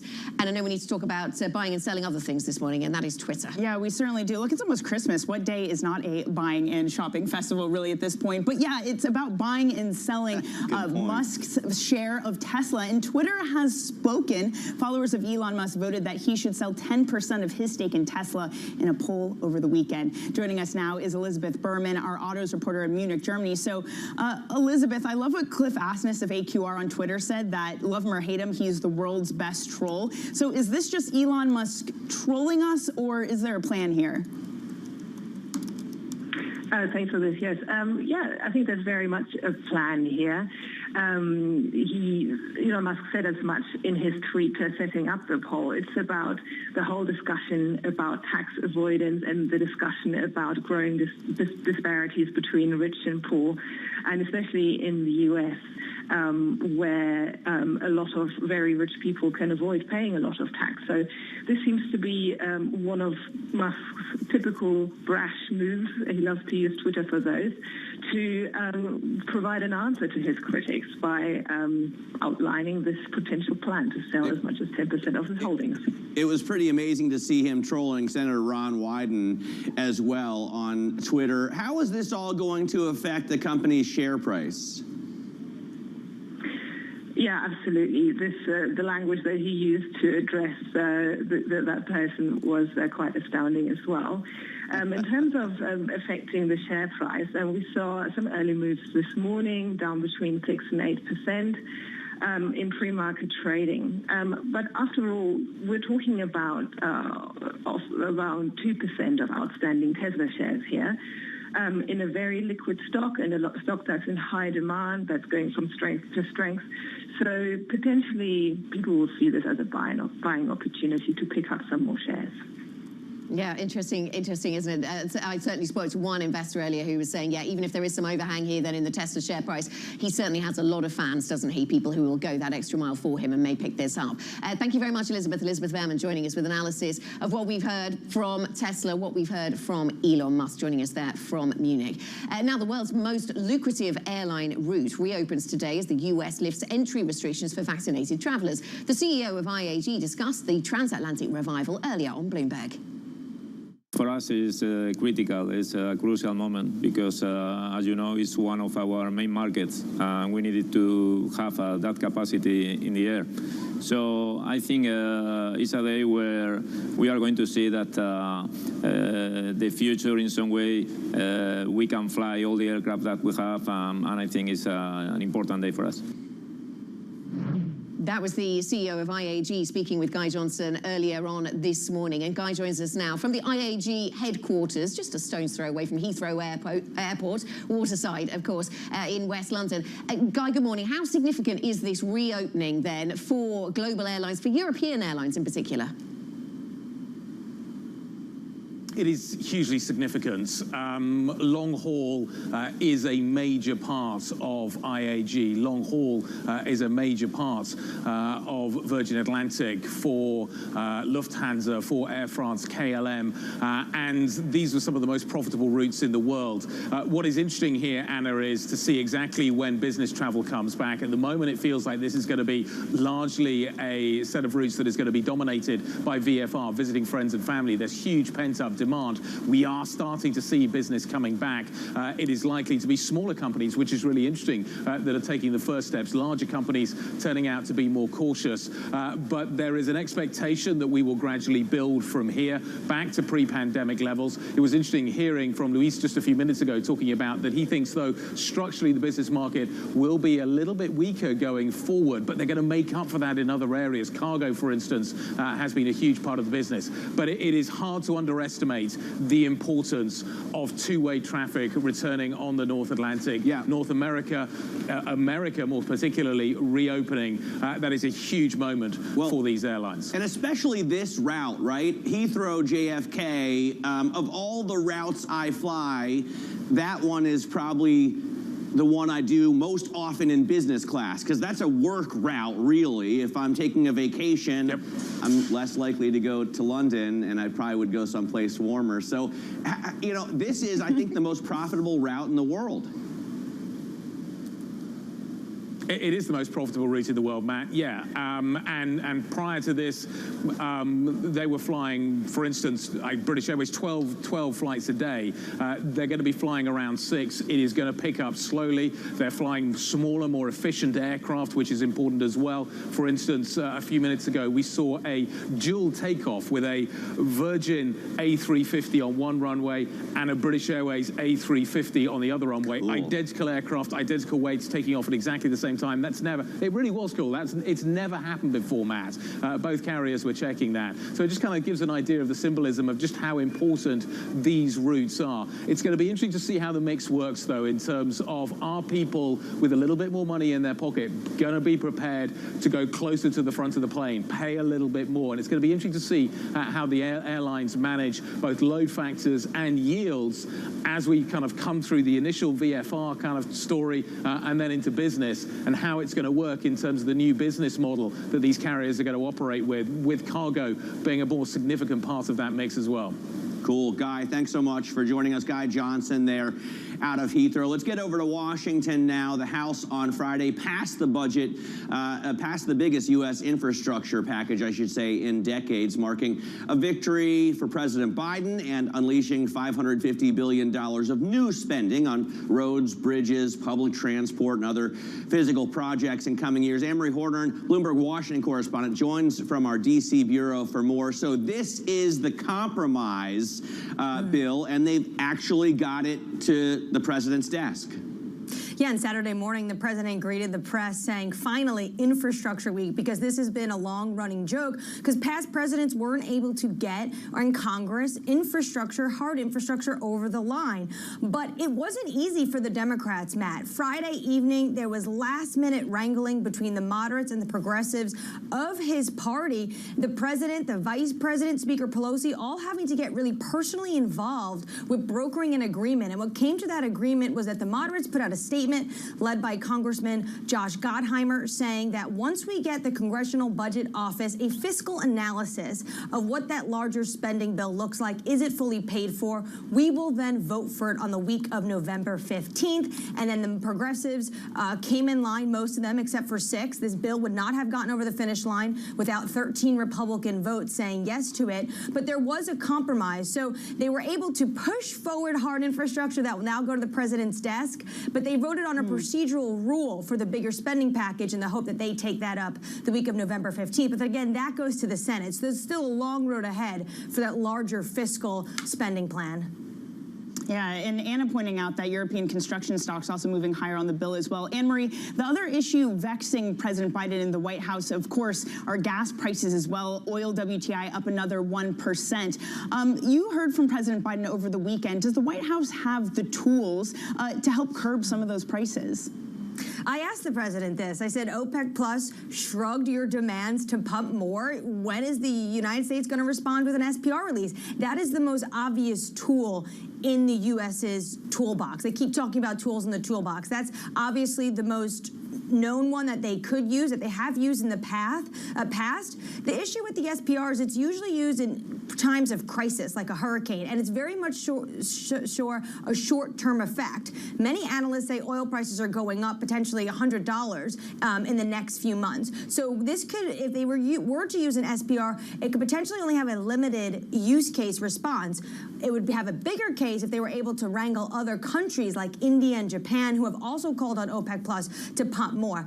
Medium term, they haven't talked about this, but medium term, one potential problem solving for oil in the market is if they were to have an Iran nuclear deal, which we know those talks are going to be happening the end of November. But the president said to me that he wasn't expecting OPEC to respond to his calls. So that really leaves the ball in the White House's court. It's very cool, by the way, Anne-Marie, to have this convergence of expertise. I mean, no one knows more here about the oil market than you do, and you're covering Washington, D.C. for us, so it's the perfect, it's like peanut butter and chocolate. It goes together quite well. Anne-Marie Horton there in Washington, D.C. Let's take a look at some of the pre-market movers this morning. Tesla, obviously one that we're going to focus on, down right now 5% in the pre-market, but it does look like Elon Musk could be selling 10% of his shares, $21 billion of his shares, and that is a little bit of an overhang on the stock. Not too much, but bringing it down by about 5%. Also, one of the stocks I could not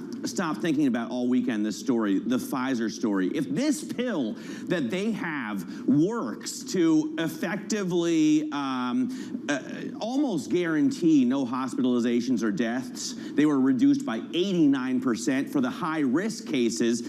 I mean, that kind of brings the COVID pandemic to an end in some ways. And now we see Pfizer up again. Of course, it rose on Friday on the back of that news as well. And then AMC, one of the meme stocks to keep an eye on, just because they have earnings out after the bell today. We're expecting a loss, but just about, I think, 53 cents and revenue of just over $700 million. So watch AMC earnings after the bell. Watch the stock. It could get talked up on Reddit and some of the other trading boards, because it's, you know, a darling, Anna. It is a rampaging meme stock. I just saw it described as earlier on today by one of our colleagues. And now coming up on the program, stocks steady ahead of US CPI. What to expect from the latest read on inflation? That's going to be front and center at the middle of this week. And the crypto world passing $3 trillion in market cap, with coins continuing to climb. More ahead. This is Bloomberg.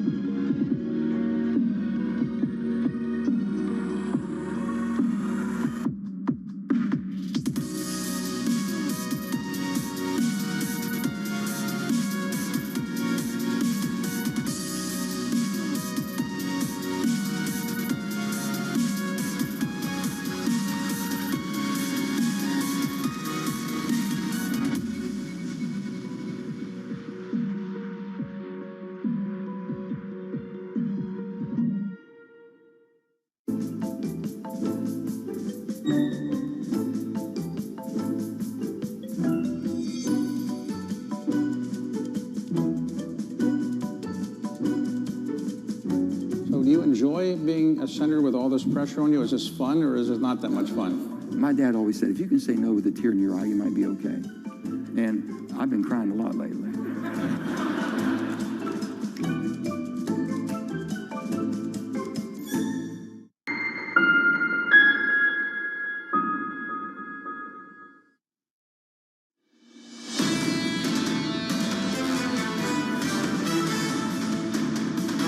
This is Bloomberg Surveillance Early Edition. I'm Matt Miller in New York with Anna Edwards and Danny Berger in London. And I've got a pretty incredible chart for you. I'll welcome those of you listening on London DAB Digital Radio. You can't hear this, but in London is the producer who made this chart, Dan Curtis, who's just moved over there. Thank goodness he didn't become an Olympic rower, because he's so good at using the Bloomberg terminal to tell a story. This is U.S. real wages. It goes all the way back to 2007.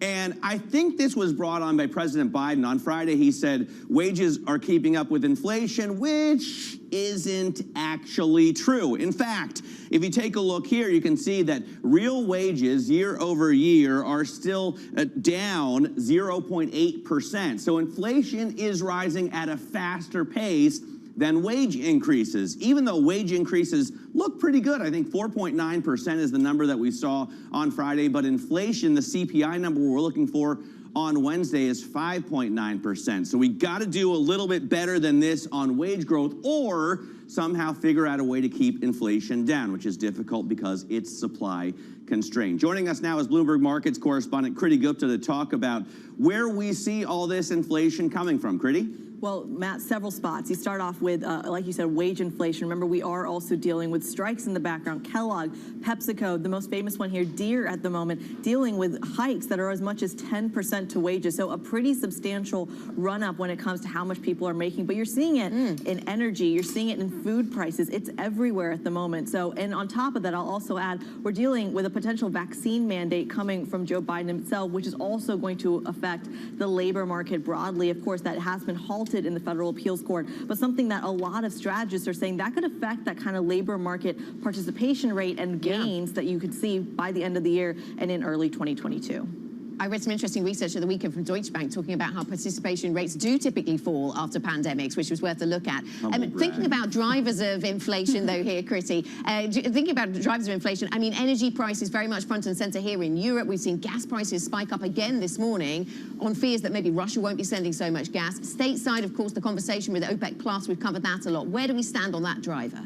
Well, I think it's a good point that you mentioned. Over the weekend, you actually heard from former Energy Secretary Rick Perry coming out saying $100 oil is completely possible. We just heard about from Anne-Marie Horderner before the break that a lot of people are forecasting $100 oil, and that on the surface that sounds like this crazy big number. But if you actually look at the percentage gains in the next 6 months, that's about 15% of gains. In the last 6 months, you've seen about the same gains. Kriti, thank you very much for joining us. Bloomberg's Kriti Gupta with a look ahead at CPI. Don't forget, you can go to MLIV Go on your terminal to get lots of market analysis from the Markets Live team. This is Bloomberg.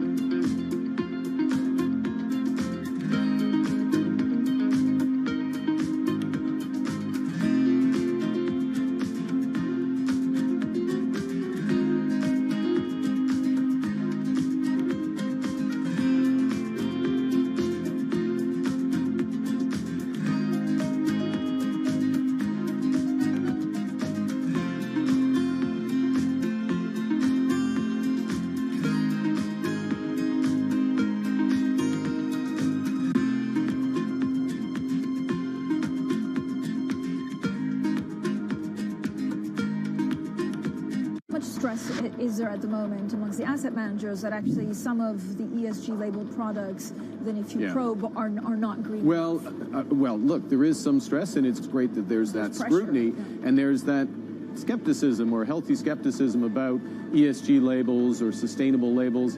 And that, again, is one of the reasons we're having this ruthless, relentless focus on net zero, because in the end, look, we can't stabilize the climate unless we get to net zero. And it's as simple, these are hard numbers. Your emissions are either A or B, they're going up or down. And if they're going down, are they going down consistent with the science? We anchor it in the science, the same science the UN and others use for the 1.5 degree objectives. Should this not be compulsory? Should we not have regulators coming in and saying, look, this is a new definition, you stick by it, and we're going to measure it? So I think it's a great question. So let's look at what happened with TCFD, climate disclosure. 6 years ago, you and I were in Paris. We talked about this. We talked of other things. Now that's moving to become mandatory.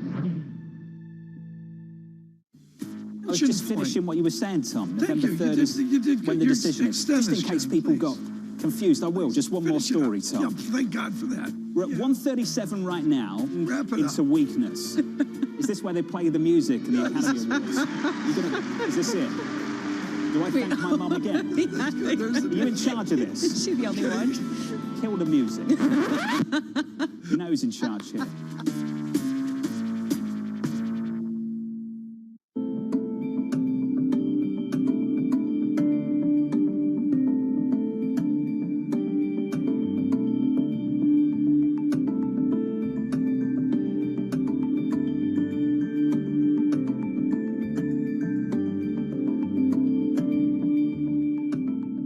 BSO Now is your online home for weekly Boston Symphony Orchestra and Boston Pops performances. See new concerts that go behind the scenes, plus acclaimed archival concerts. Visit bso.org/now, where the music plays on. BSO season sponsor, Bank of America.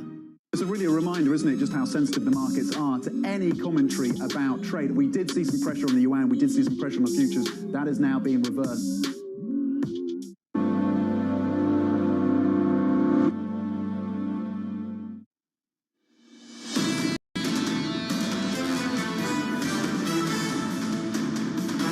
This is Bloomberg Surveillance, the early edition. Let's get your first word news update. China's export growth has now exceeded analyst estimates for 3 straight months, with the trade surplus reaching $84.5 billion in October. Official data showed exports gained more than 27% in dollar terms from a year earlier. Imports rose less than expected. More on the markets when we return. This is Bloomberg.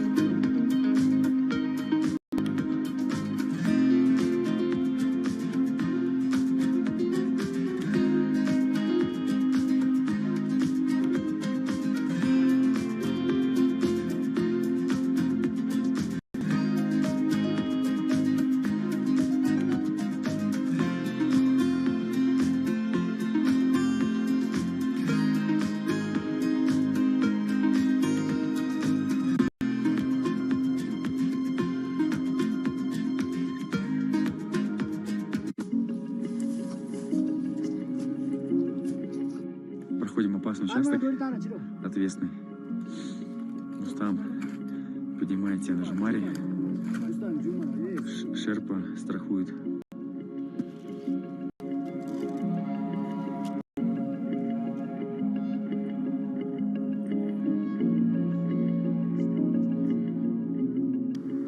Очень много думал о том, что я сделал, и понял, что сделал какую-то нереальную вещь. Не знаю. Я до конца внутри себя даже не могу поверить, что я через это прошел.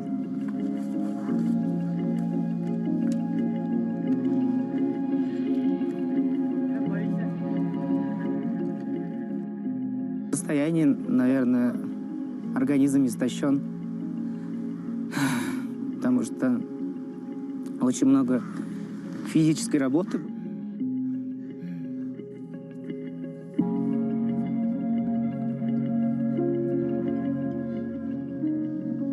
Своим вот этим поступком хотел сказать, что только через действие в этой жизни достичь можно абсолютно всего.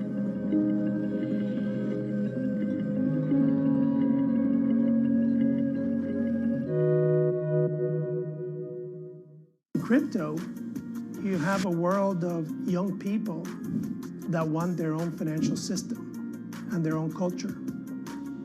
And it is very powerful, and I'm a big believer in it.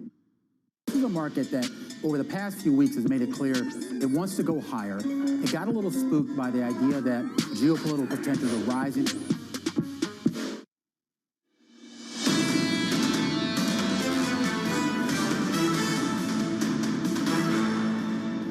This is Bloomberg Surveillance Early Edition. I'm Anna Edwards with Danny Berger in London and Matt Miller in New York. Kaylee Lines is off this week. And Danny, when we look across at European equity markets, we're going absolutely nowhere. So on the face of it, on the top level, things look fairly uneventful when it comes to European stocks this morning. But energy stocks really are going somewhere. But it isn't necessarily the big oil names that are being lifted by higher oil prices. It's renewable names, Vestas, Gamesa, that kind of vibe. And that's very appropriate given we're in week 2 of COP26. Absolutely. We had poor earnings relatively from Vesta last weekend. That had a lot of concern, but Gamesa coming out with perhaps some of a bit of a mixed earnings that's giving people confidence about these wind markets. But look, when you have oil that's more than 1% higher today, it does stand to reason that some of these energy stocks would do better. But again, it is interesting that the majority of it coming from renewables. Yeah, and when it comes to the US markets then, Matt, we've got, well, we did have US futures down quite substantially, didn't we, just a few hours ago. Certainly NASDAQ futures were really weak a few hours ago. Now they've pared back all of those losses, fairly flat this hour.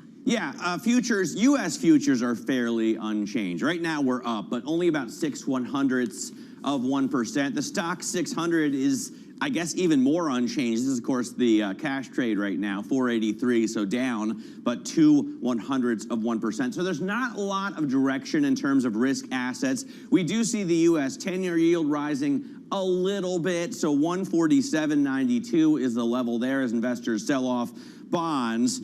Crude oil is rising, interestingly. If you're watching to see, does the U.S. tap the strategic petroleum reserves, or does the Biden administration find a way to convince producers to pump more oil out of the ground? The market thinks no right now, at least for the moment, because we have New York crude trading $1.12 higher at 82.39. So really interesting to see. I guess the market is just waiting for these inflation numbers, and they don't really come till the middle of the week. At least CPI doesn't come until Wednesday. There are going to be some individual stories. Obviously, the Tesla story was a huge one over the weekend. If you've been following this, Elon Musk asking his followers, should I sell 10% of my holdings? Because there's a debate going on about whether or not the wealthy somehow evade taxes by not realizing their gains. So he's saying, look, I'll realize some of those gains and I'm going to pay tax on it. The stock is down 5% because that's a little bit of an overhang. Pfizer in the pre-market up again today. It was big. It was up big on Friday, I should say, because they may have a pill now that can basically effectively fight COVID infections once you've got them. So 89% of the high-risk patients in the trial avoided hospitalization or death. It's a pretty astounding feat, and that would make I mean, in some ways, that would kind of bring an end to the pandemic, at least for the rich countries who can get it, because even if you're not vaccinated, if you take this pill, chances are you're going to be okay. And if you are vaccinated, then you're even better off. AMC is another one to watch just because it's a meme stock, and they have earnings out after the bell. So we'll see if more people went to the movies. I don't know what you would go see. I guess Dune. I loved Dune, but No Time to Die, I was really disappointed. I have to tell you. I don't know if you've seen it, Anna, but James Bond doesn't say "I love you." That's not something that James Bond says. I don't know. This is a new world for Matt Miller, isn't it? It was Welcome a real to the 21st disappointment century, for Matt. me. I just think James Bond was too long, but I will make all of the time in the world to watch Timothée Chalamet. I will happily set aside hours for that. Dude, anyway. So good. It was really good. So, Matt, today I am diving back into my first love, and that is the wonkery of the markets. To be specific, I'm looking at equity options. I also want to welcome our radio listeners. I know you cannot see what I have in front of me, but let me describe it to you. It is a chart, and it is the combined put and call volume of the entirety of U.S. exchanges. Now, kind of one trend in this chart, again, radio listeners, I know you can't see this, but it's just steadily climbing. So if one thing, this tells us that just more people are options trading. Perhaps it has to do with some of the meme stocks you mentioned, Matt, that a lot of people like to take out call options on them. But when we've seen spikes before, this is something that Jim Bianco over Bianco Research pointed out, that we had this first highest ever call option volume earlier back last year when the meme stock frenzy was going on. But on Friday, we've had the second highest on record, and there's no clear event or clear catalyst that brought us to this level, but it is clear people are trading a lot of options, and that was really propelled by call options. Well, I want to bring this chart to our next guest, who can literally talk about anything, not least the wonkery of the markets, of the options market. That's Koku Agubloa, SocGen Global Head of Economics, Cross Asset and Quant Research. Koku, I want to put this chart to you. What do you make of last week on Friday, just this explosion in options trading and really elevated options trading over the past year? Well, I think it is a very interesting dynamic because you have the equity markets being very resilient and reaching record highs. And therefore, there's a huge amount of P&L and unrealized gains to protect if you're an equity investors. And a lot of clients have been worried by the volatility we've seen in the inflation market and bond yield, and fearing that we might see a 2018 scenario. So you all remember the shock, the VIX shock in February 2018, or the November 2018, where the market sold off because bonds sold off at the same time. So here we're seeing, I think, investors doing a lot of call replacements, so replacing their equity exposure with call option to sort of protect against an unexpected repricing in equity valuation is sort of the way I will see it. Okay, so that's why they're taking out these options then, Koku. Good morning to you. I was talking to a guest earlier on. He was talking about how we're deep in financial euphoria right now. We're deep into a financial euphoria episode. And you talked there about how far we've come on stocks and how much money is riding on stocks. What is it that would turn the tide for you on stocks at this point, Koku? And do you see it on the horizon? Well, this is an interesting point because I think we have a combination of TINA and FOMO. So there is no alternative because real yields are still negative. So if you're owning bonds today, you're guaranteed a loss if you hold it to maturity or in a real space. And the fear of missing out is also pretty significant because you need to generate returns given the pretty robust performance of asset prices. So I think stocks are being held not just by the QE environment and low interest rates, etc. Even if you have inflation going up, the big elephant in the room when it comes or actually the big factor for equities is the fact that we also have strong earnings. And this is the result of this massive cumulative excess savings, $2.5 trillion in the US, 10% of GDP. That's a huge number being redeployed in the economy. And then you have this commodity boom that's also helping some sectors generate high earnings. So the thing that could change in my mind is if we see more aggressive tightening by the central banks because they realize that the high prices is not destroying demand. And therefore, an environment of permanent inflation could be more likely. And we saw some of that the past few weeks with the Bank of England, and they backtracked on hiking rate by the end of the year, etc. So that could be the risk, in my opinion. How do you think about inflation as we head towards the CPI number then in the middle of this week, Koku? Another guest earlier on today talking about how back in the 1970s, which he remembered, he was saying we thought it was transitory then as well in the early days. I mean, how are you thinking about that T word as we head towards the inflation print? I think the big difference in the 70s is Arthur Burns, who was the chairman of the Fed back then, was under pressure by Nixon to keep interest rate low and keep injecting liquidity in the system, even though we have the oil shock and high level of inflation or from a cost push inflation perspective. I think this time around, the view still is that inflation is linked to the reopening of economies after COVID. And clearly our estimate is that it is transitory until proven permanent, but we're still in the transitory phase.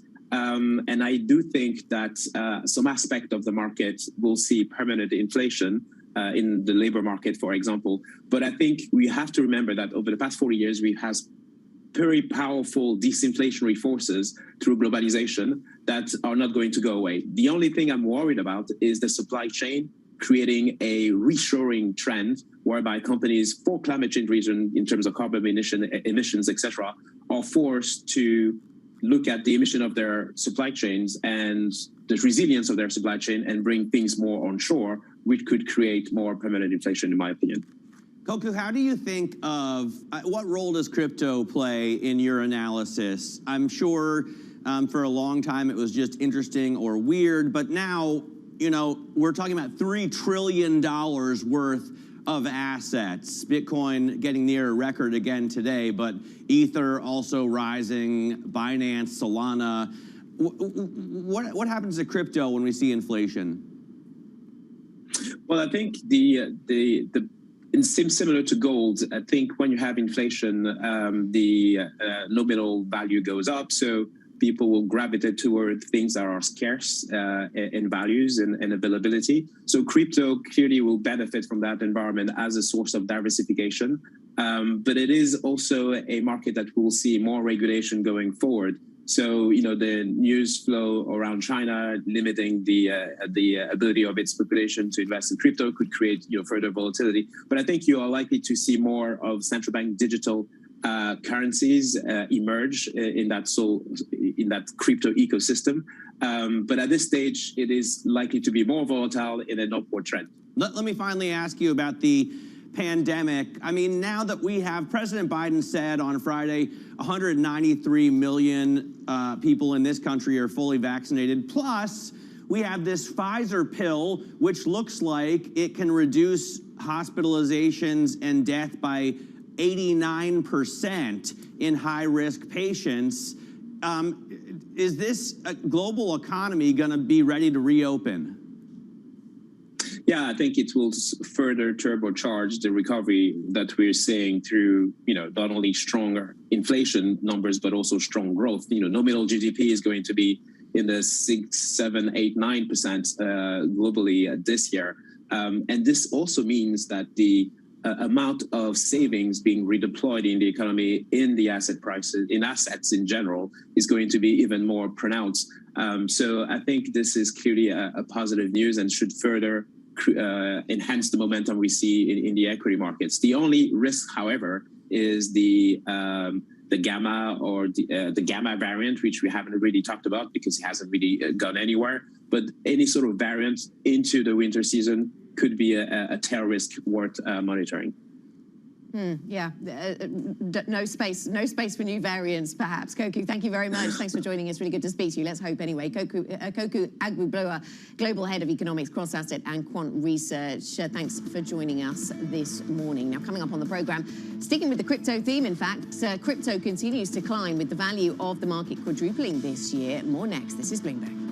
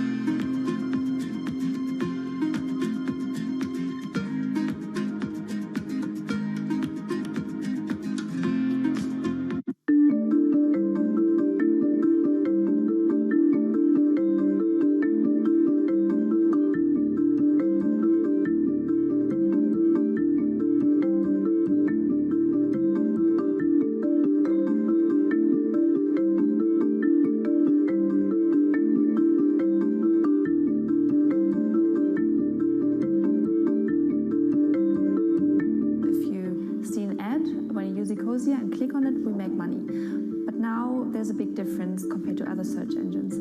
We use the money to plant trees all over the world where they're needed most.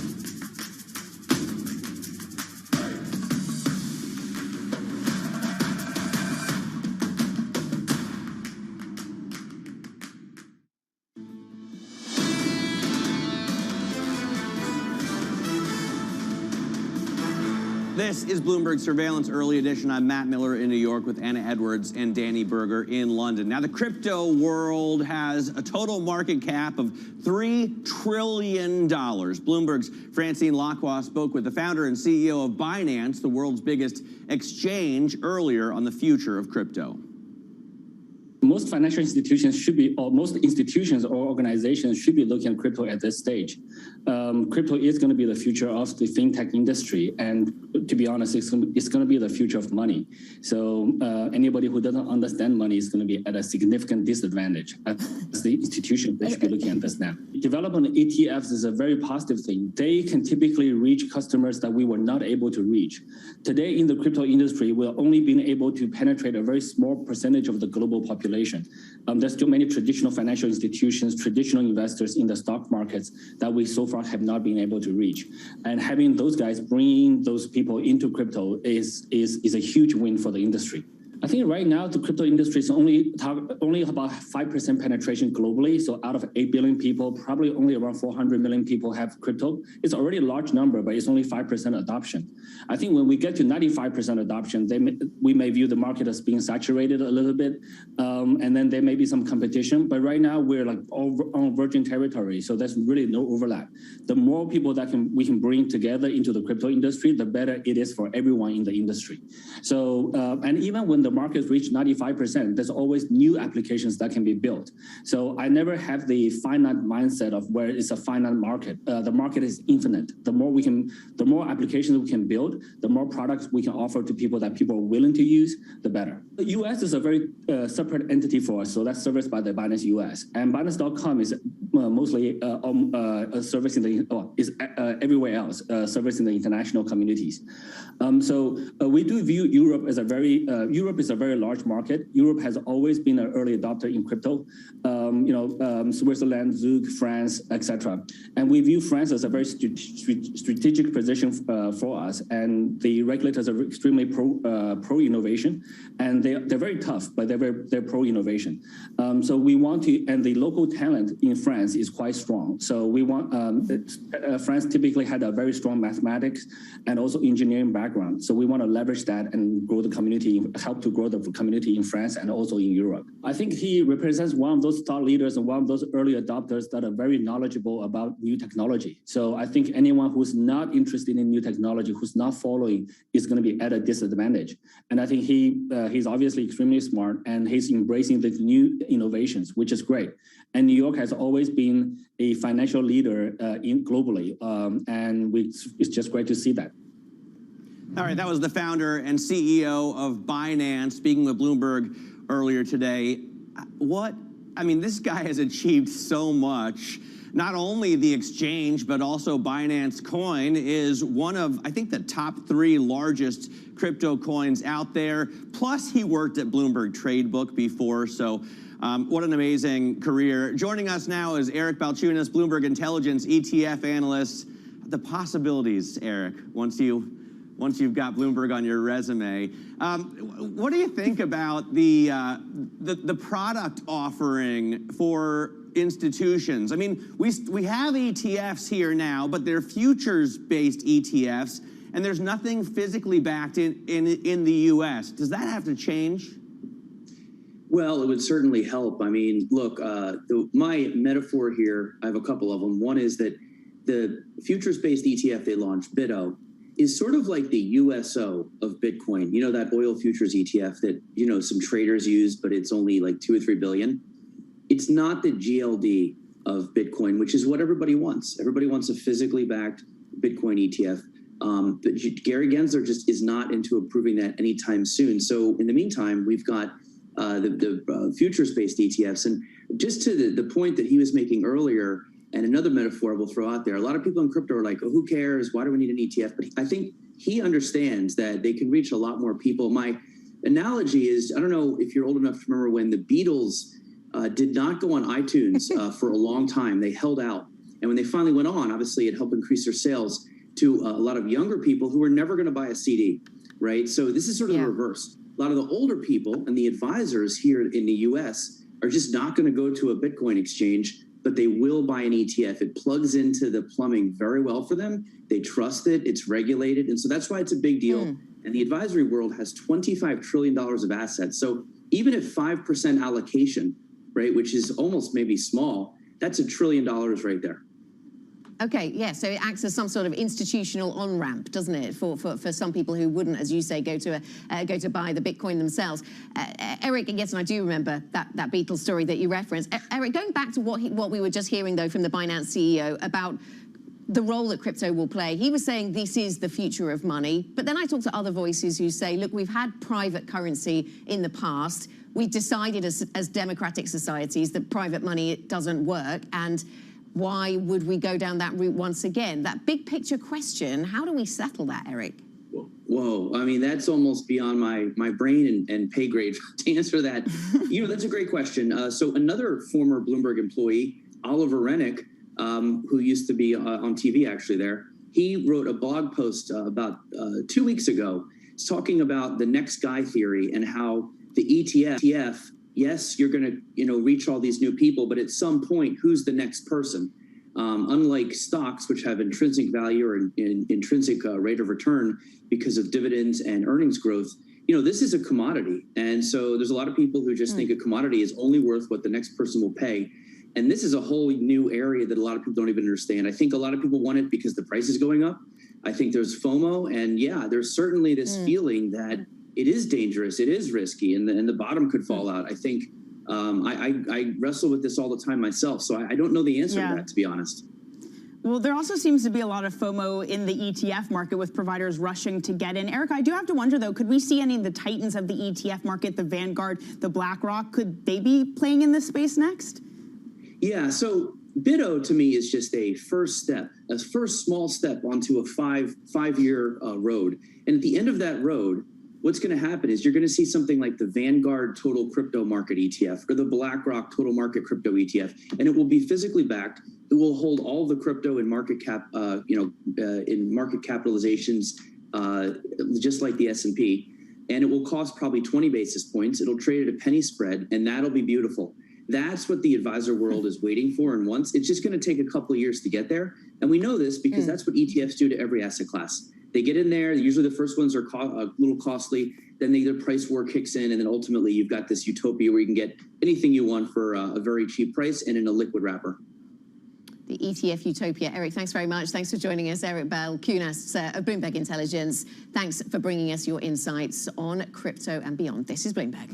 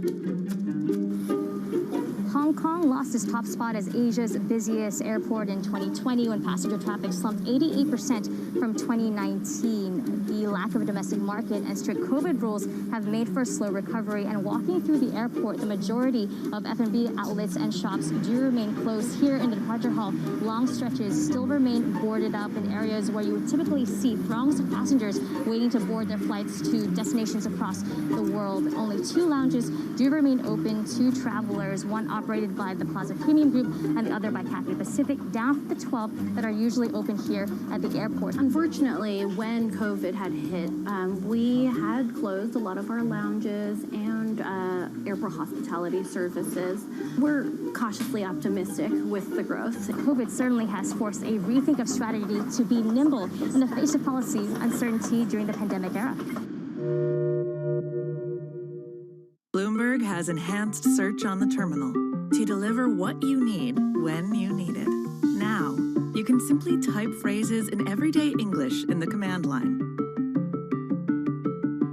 Compare financials. Find people. Analyze markets. You can enter phrases or ask questions. What do you want to know today? Ask a question or visit SearchGo to find answers now. I think that it's hard to put your head around any narrative. Let's just be honest. We've had sort of a shift in, are we in some sort of stagflation fears moment? People were talking about that all day yesterday.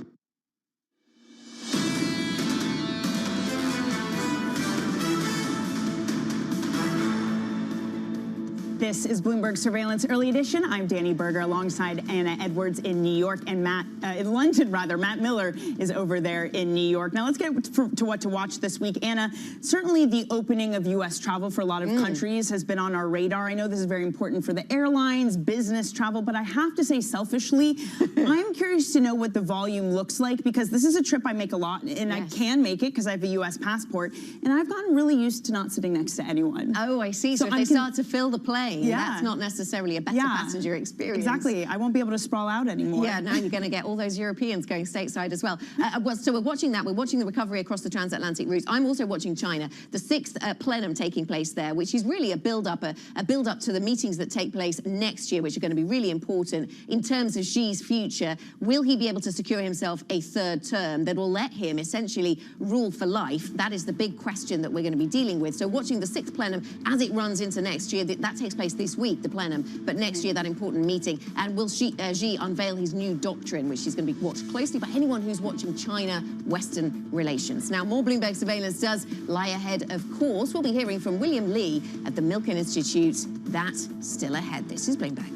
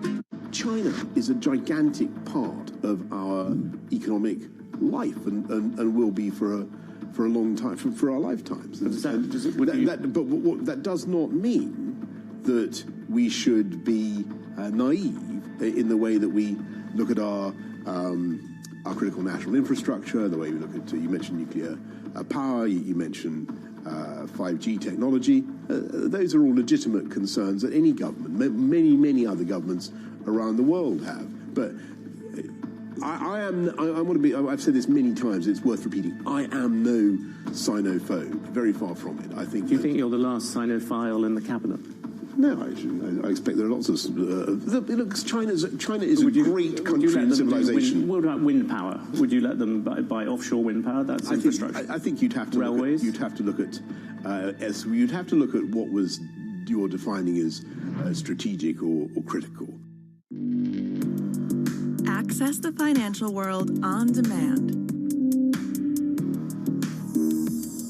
Hear from leading economists, policymakers, and industry experts via live and on-demand webinars, only from Bloomberg. Start exploring to see what's moving the markets. Visit Bloomberg.com/webinars. You talk about hiring aggressively at the moment. Can you walk me through how challenging that is at the moment? How difficult is it to find the right people? Well, things have changed. Again, the world has changed under the pandemic, and you all know worldwide, what the challenges with getting people back into the workforce.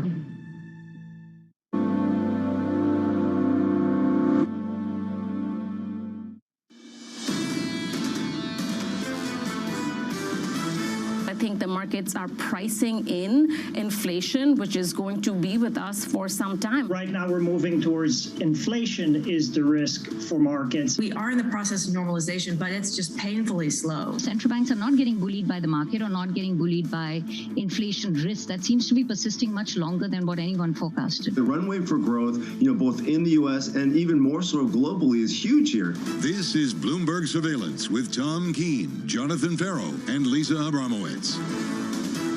Let's get this trading week started from New York City for our audience worldwide. Good morning, good morning. This is Bloomberg Surveillance alongside Lisa Abramowitz. I'm Jonathan Ferro. Together this morning with Matt Miller, Tom Keene, back with us tomorrow. Your equity market up 3 on the S&P 500, advancing, Lisa, into Monday. 7 days of gains, 5 weeks of gains on your S&P 500. And this comes in the backs of really good data, at least that we got on Friday with respect to the jobs market in the United States. The stock market, however, getting to very lofty places, and it still is fueled by low rates that went lower Friday. To me, that's the big mystery, John. What did you make of that? The move in the bond market off the back of a pretty hot labor market report. I didn't understand it. It doesn't make sense to me. And honestly, what I read in a lot of the notes was that it doesn't make sense to a lot of people, and they blame technicals. I wonder if it's a technical underpinning or whether we're looking at something that people are looking past, and they heard something way more dovish in Jay Powell's rhetoric than I did. You know how this works, Lisa. When you don't understand it, you blame the technicals. It's over to Chairman Powell a little bit later. Lisa's going to go through the Fed speak for us in just a moment. Matt, I want to start the program with something that I think got absolutely buried in the news flow on Friday into the weekend. It was Pfizer.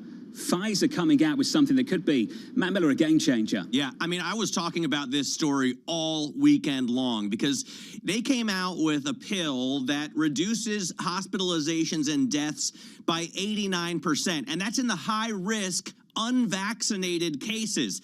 If this thing really works, it's an absolute game changer. I mean, it's essentially bringing the pandemic to an end if they can get it approved and get it out there. The stock on Friday, Matt, up by more than 10%, up again this morning by 0.7%.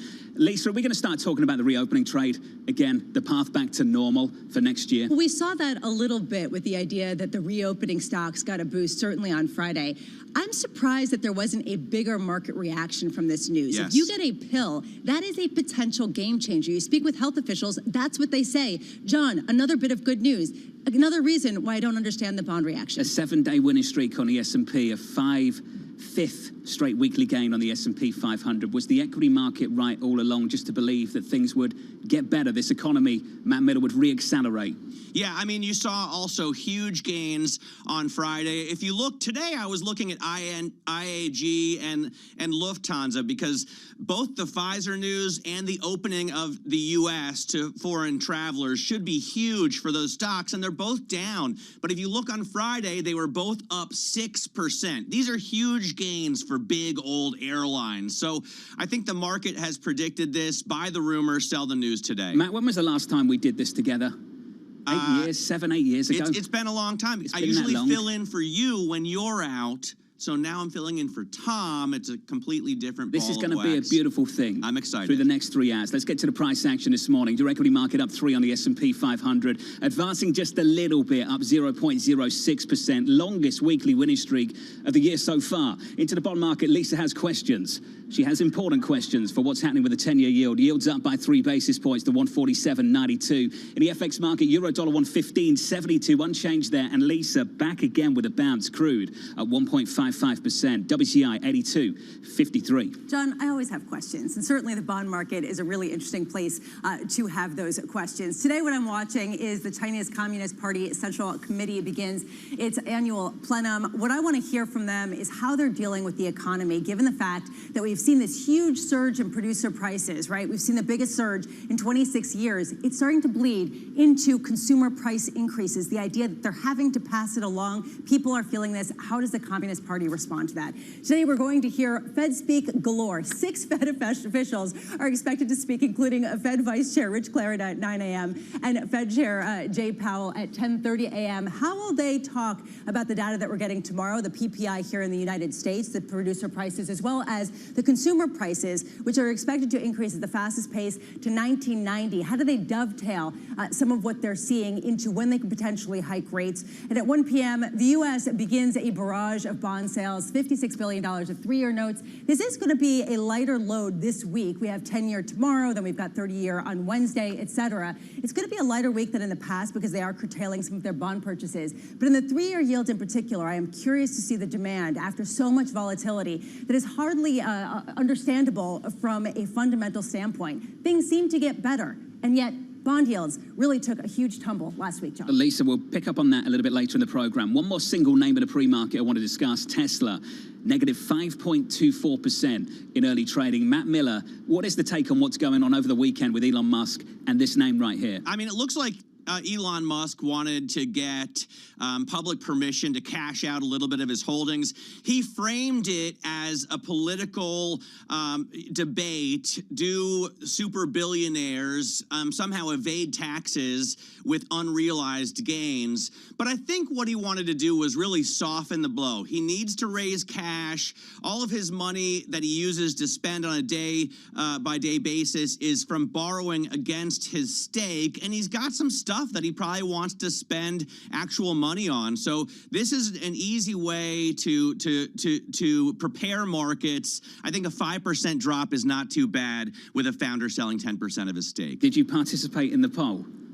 I did not participate in the poll, but I have to say I do follow Elon Musk, and some of the trolling that he's done, especially Senator Ron Wyden, is just unbelievable. I mean, the guy has cojones. I won't repeat what he said on Twitter. I'll allow other people to go out and find that for themselves. We start this morning with John Stolfus, the Chief Investment Strategist at Oppenheimer Asset Management. John, great to catch up, sir. We've got an infrastructure agreement down in Washington. I'll head to D.C. in a couple of moments to catch up with Marie Horton, a Washington correspondent on that. The data in America, the ISM last week, the payrolls report is decent. The chairman is patient. For an equity market bull like you, John, are you feeling good? Yeah, I'm feeling very good about it. I think last week was celebration of all of the above of what you just mentioned. But beyond that, what you've got is this week you will probably get a little bit of testing as some people take short-term profits in here. But the direction looks up from here to the end of the year. The fundamentals are good, and we are about where we should be based on all that happened in 2020 and since then, both positive and negative. All right, here until the end of the year. What about after that, John, when people are talking about how it gets a little bit trickier with potentially Fed rate hikes, with potentially harder comps year over year? I think, first off, Lisa, I think the market wanted to see the Fed taper.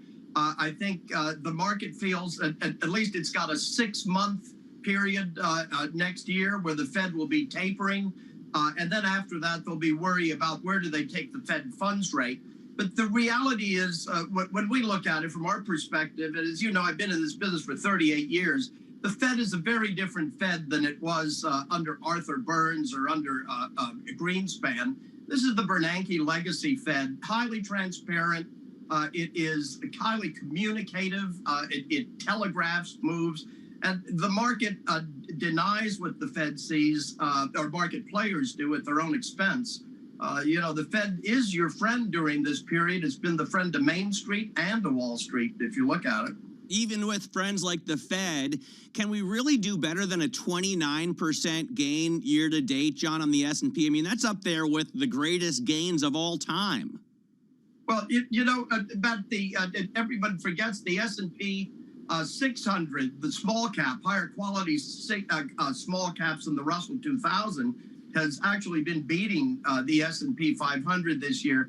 We'd have to think, this is all about the better comps that we've had for earnings season. But the better comps, the reality of it, even though, it's a softer hurdle or a lower hurdle than we've ever seen for earnings in that sense on a comparative basis, things are getting better. And considering the depth of the crisis, this is remarkable, it really is, when we look at it. John, there's people talking about a re-acceleration in the economy into year-end, into New Year. I'm hearing people talking about the return of the reopening trade back into the small caps, etc. What advice are you giving to clients at the moment on that, John? We've been saying for a few years now, we're pretty much either near or actually market cap agnostic. So we spread the chips across the table when it comes to large caps, small caps, mid caps. The mid caps are terrific, we believe. And we also right now are barbelled growth and value. Garpier growth at a relatively reasonable price in growth, and value, we want growthier value. You can still get yield that is better than the 10-year with the potential for capital appreciation. John, always good to catch up with you, sir. John Stolford's there, a bull from Oppenheimer Asset Management. Thank you, sir. Thank you very much. The S&P 500 up by more than 25% this year. You talked about how rare some of those annual moves are, Matt. Go back to 2013. There's a flavor of 2013 here, isn't there? Yeah. A reminder that in 2013, we were worried about monetary policy tightening, and we ended the year up by almost 30%. Well, and that also followed a year that was up 13% in 2012. So a couple of fantastic years. But look, we've had 2019, we were up 29%. 2020, we were up 16, 17%. Now we're up another 25, 26%. So, there can't be too much of a good thing in this case, right? But I don't know how much longer we can continue at this breakneck pace. Can we repeat the act? David Costin of Goldman Sachs out over the weekend, Lisa. We've taken out their year-end price target with a month and change to spare. Call it 2. On the S&P 500, they see 4% upside for the S&P by the end of 2022. When the forecasts start to come in for next year and we start to get those outlooks, it's going to be interesting to see how much upside these analysts, these strategists, even if they are bullish, how much they bake in. I love the growthier value. We've heard that so many times. That seems to be the word of 2021, and it shows how people are searching for any kind of alpha whatsoever that they can get heading into next year. I don't know. It's going to be a tough act to repeat. Equities unchanged this morning. Let's call it positive 3 on the S&P 500, up by 0.06%. Into the bond market, we will ask Lisa's questions about what were yields doing lower on Friday. Up 3 basis points on 10s this morning to 148. From New York City for our audience worldwide, with Lisa Abramowitz, I'm Jonathan Ferro, together this morning with Matthew Miller. Tom Keene, back tomorrow. This is Bloomberg. With the First World News, I'm Ritika Gupta. President Biden and his party notched a big economic victory with the passage of a bipartisan public works bill. Now he wants to sell Americans on the merits of the new spending as they face rising prices for fuel, food, and housing. The president is set for a tour to promote the legislation, including both red and blue states, and will make local and national TV appearances. The Virgin Atlantic CEO tells Bloomberg that Heathrow capacity is expected to reach 2019 levels by spring of next year as the first flights from the UK depart for New York from London's Heathrow Airport. In terms of the number of sectors and the number of seats versus 2019 by April 2022. The reopening of the U.S. border to Europeans could generate billions for airlines. London to New York is the most lucrative air travel route on the planet. China's export growth has now exceeded analyst estimates for 3 straight months, with the trade surplus reaching more than $84 billion in October. Official data showed exports gained more than 27% from a year earlier. Imports rose less than expected. China's economy has slowed sharply in recent months, with sporadic COVID-19 outbreaks dragging on growth. And Honda shares fell in Tokyo after it became the latest automaker to signal the global chip shortage is hitting its bottom line. The company cut its operating profit and sales forecast for the financial year through March, saying it now expects profit of $5.8 billion. Global news 24 hours a day on air and on Bloomberg Quick Take, powered by more than 2,700 journalists and analysts in more than 120 countries. I'm Rishika Gupta. This is Bloomberg.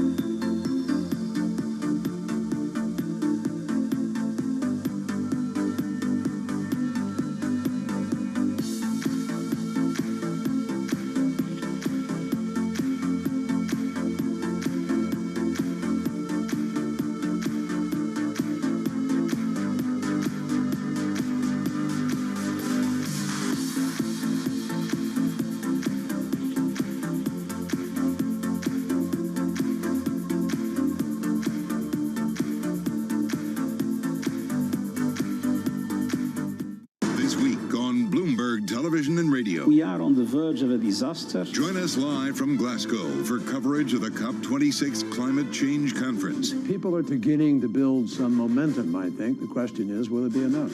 We'll speak with global leaders, keep you up to date on progress and setbacks, and analyze what it all means to you. We're going to need to see some real action. COP26, the UN Climate Change Conference, this week on Bloomberg Television and Radio. Engine number one was able to do on the Exxon fight. It opened a lot of people's eyes to, I guess, the power that smaller investors can have. And I'm curious as to how other people can sort of look at what you did and use that is either a template or maybe just some sort of guide as to how they can sort of approach their relationships with other companies.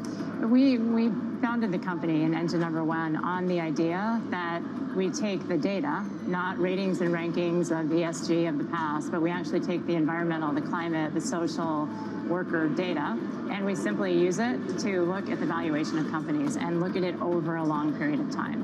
And so if you think about it that way, you own these companies. Everybody that owns the company, whether you're a big institutional investor or you're a small retail investor, you own the company. You have a voice, you have a vote every year. Yeah. And so our approach is to use the vote and engage with these companies over time. But that's always been the case. I mean, at least in theory.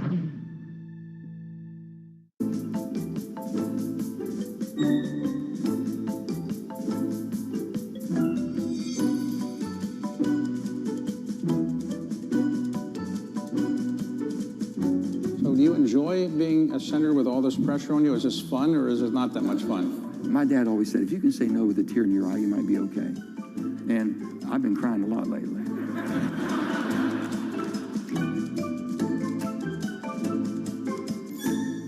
Mercedes-Benz is on a path towards CO2 neutral mobility. So we have flicked the switch there, and really we're going to step by step electrify everything.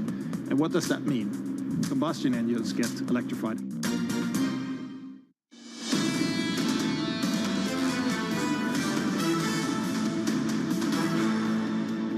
Let me be clear. We will pass this in the House, and we'll pass it in the Senate. The Build Back Better Act will be a once-in-a-generation investment in our people. We have to try to figure out how to make the case across the board as to There's a lot of things we have to tackle. They've tackled one, some success over the weekend for the President of the United States. Speaking there on Saturday from New York City this morning, good morning. Matt Miller, Lisa Bravitz and Jonathan Ferro, your equity market, +3. We advanced by 0.06%. 5 straight weeks of gains, 7 straight days of gains on the S&P 500. We keep grinding out all-time highs. Into the bond market, yields higher by 3 basis points on 10s, just short of 150 at 148.27. That wasn't the story on Friday. Here's the Goldman take on things, Lisa. The report itself sets a firmer foundation for higher yields, but there's a broader environment of markets rethinking how aggressive central banks may get with regard to inflation, given the outcome of the Bank of England meeting. It just seemed like everything was pegged towards the BOE on Thursday, Lisa. Yeah, that people were basically saying we're pushing back rate hikes, and so that's what you saw, this sort of capitulation to that view. However, there was nothing that Jay Powell really said that indicated that they would not raise rates next year. And honestly, when people talk about the technicals, there was a big long position in 2-year yields of hedge funds heading into that period that looks like it was stopped out, that could have accelerated the rally. Yields down 7 basis points on 10s on Friday to 145 this morning, up 3 to 148.27. We need to head down to Washington, D.C. and catch up with our Washington correspondent, Anne-Marie Hordern. Anne-Marie, let's just start with a big win for the President of the United States. It was. And on Saturday, he came out to all of us in the press saying, Infrastructure Week, finally, because that has been the long-running joke for not just weeks or months, but years in Washington, D.C. So they were able to get it over the finish line late Friday, but it wasn't without its issues within the Democratic Party. The only reason why they were able to get it over the finish line is because the moderates and the progressives were able to come to an agreement, which is the moderates said by November 15th, once we have the Congressional Budget Office scoring to make sure this is financially, fiscally paid for, we will vote up to move forward Build Back Better, his larger spending plan. But at the end of the day, 6 progressives, known as the Squad, voted against this, really in protest of what went on. And this got over the finish line because of Republican votes. So this is how they were able to get the hard infrastructure. That goes to the president's desk. But next up is going to be a much harder fight for the larger social spending plan. This president, Anne-Marie, has done something the former president could not do. This is significant, but can they actually take the win? Can the president actually see this reflected in the polls? And when you see what the Congresswoman Ocasio-Cortez said over the weekend, here's one of the tweets. I respect the president and the big legislative feat he just accomplished, but, never good when you follow that up with a but this is simply wrong. We did not fund the replacement of every child's pipe, and we shouldn't tell people we did. This is about clean drinking water, Anne-Marie. There's still some division there, isn't there?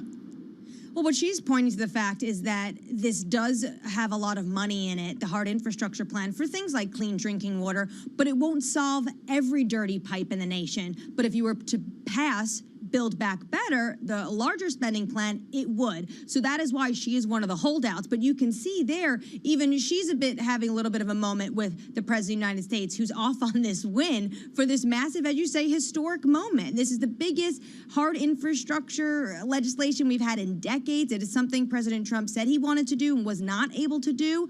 But that's a good question. Can they relish in this win, or is their own infighting really going to paint a cloud over this? And this is really what a lot of the opinion pieces over the weekend painted to. And one top Democrat, and Maureen Dowd of the New York Times pointed to it, is we ran on a race of we are going to offer the American people something more than division and rancor. And what did we give them? Rancor and division. Yeah. And that was on full display Friday evening. Yeah, the exact quote. We promised to change the rancor and division, so we offered something else, division and rancor. And you can feel this frustration going forward as we head into the midterms of whether there will be any momentum whatsoever. What is the next win for them? I mean, can they necessarily kick the can down the road when it comes to lifting the debt ceiling? Is there some additional measure that could get them back on the rails with some sort of unification and a feeling of progress? Well, the president is certainly going to take this win. He's taking it on the road. So even starting this week on Wednesday, he's going to Baltimore, Maryland, to the port of Baltimore to talk about the hard infrastructure, where that money could be used. He's going to point to the port. He's going to point to potholes, rural areas, and broadband. That is what he is going to be doing. While Congress, when they come back on November 15th, it's really going to be about, can they get this deal through? And I made this point to the president. You only got your first piece of this legislation of your plan through because of those 13 Republican votes. You have the slimmest of majorities to get this through. Can they actually do that? And that is going to be the fighting up until the end of the year. They're thinking maybe before Thanksgiving, potentially maybe before Christmas. But you make a good point, Lisa. If you start looking at the calendar, this comes right up to that December 3rd debt ceiling deadline, as well as stopgap funding measure ending. Tomorrow, one thing that we're expecting from the Biden administration is perhaps a decision on the strategic petroleum release. They potentially could get rid of some of the price pressure that you've seen upwards in oil prices. How realistic is this? What kind of pushback are Democrats facing from taking this move? Well, Jennifer Granholm, the U.S. Energy Secretary, said over the weekend she flagged that data coming out tomorrow, and potentially that's one of the data they're going to look at before they think about tapping the SPR.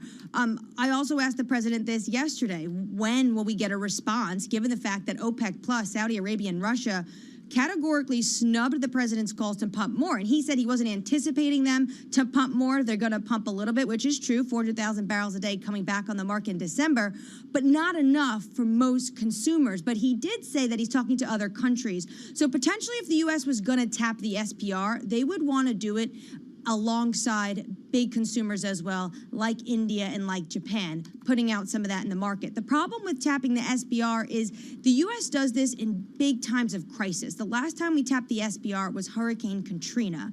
This would be a very short-term Band-Aid issue on higher gasoline prices that are potentially coming up in the country, given the fact that most analysts see oil prices higher, which they are this morning, towards the end of the year. Many are saying even $100 a barrel is likely. AMH, thank you. Some work to be done down in Washington. It's a big win for this party, for this president down in Washington, D.C., a truly bipartisan bill that gets passed. Matt Miller, some negotiations still to be done. And I thought that maybe on the tax side of things, we might have moved on. Perhaps that discussion was over. It doesn't seem it is. No, I think, for our viewers, for Wall Street, probably the most important issue is the state and local tax deduction. SALT cap currently at $10,000 as put into place by President Trump.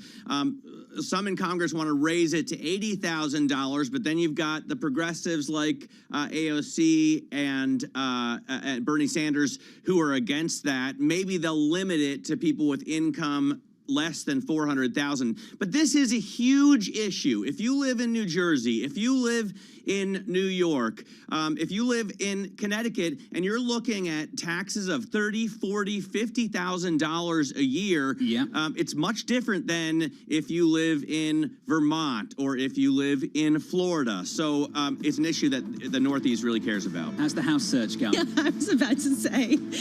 It's expensive. It's going. Matt Miller. Personal issue. Lisa Bramwitz, Jonathan Ferro. Tom Keene back with us tomorrow. Your equity market positive 0.05% on the S&P. From New York City this morning, good morning. This is Bloomberg.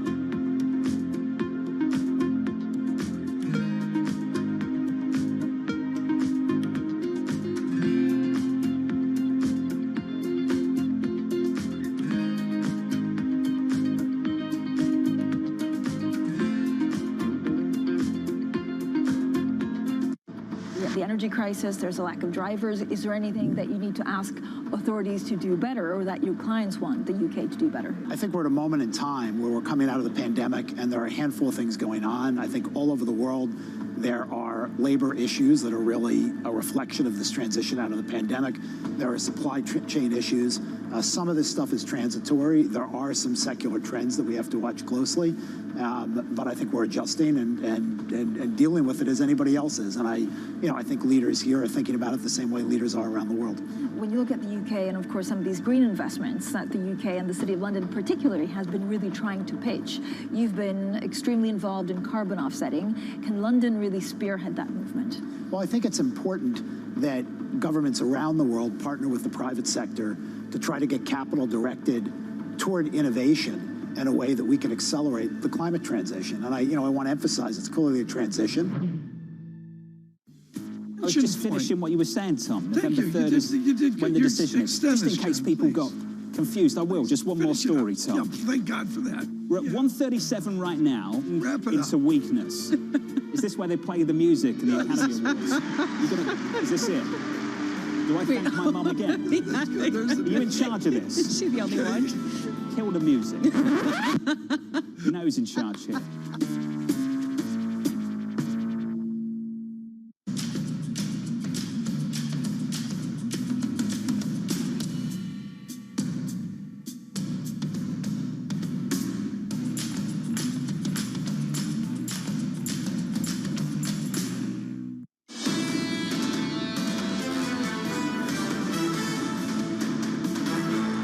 Seven days of gains into Monday from New York City this morning. Good morning. We add some weight to those gains, just a little bit, up 3, advancing 0.07% on the S&P 500. Before we talk about where we're going, let's talk about where we've been. This time last year, Monday morning, we were looking at 35.50 at the close on the S&P 500. Briefly, through 4,700 on the S&P 500 on Friday. When you start to think about the outlooks that we got a year ago, they were bullish. Through 4K, it sounded crazy. And here we are through 4,700.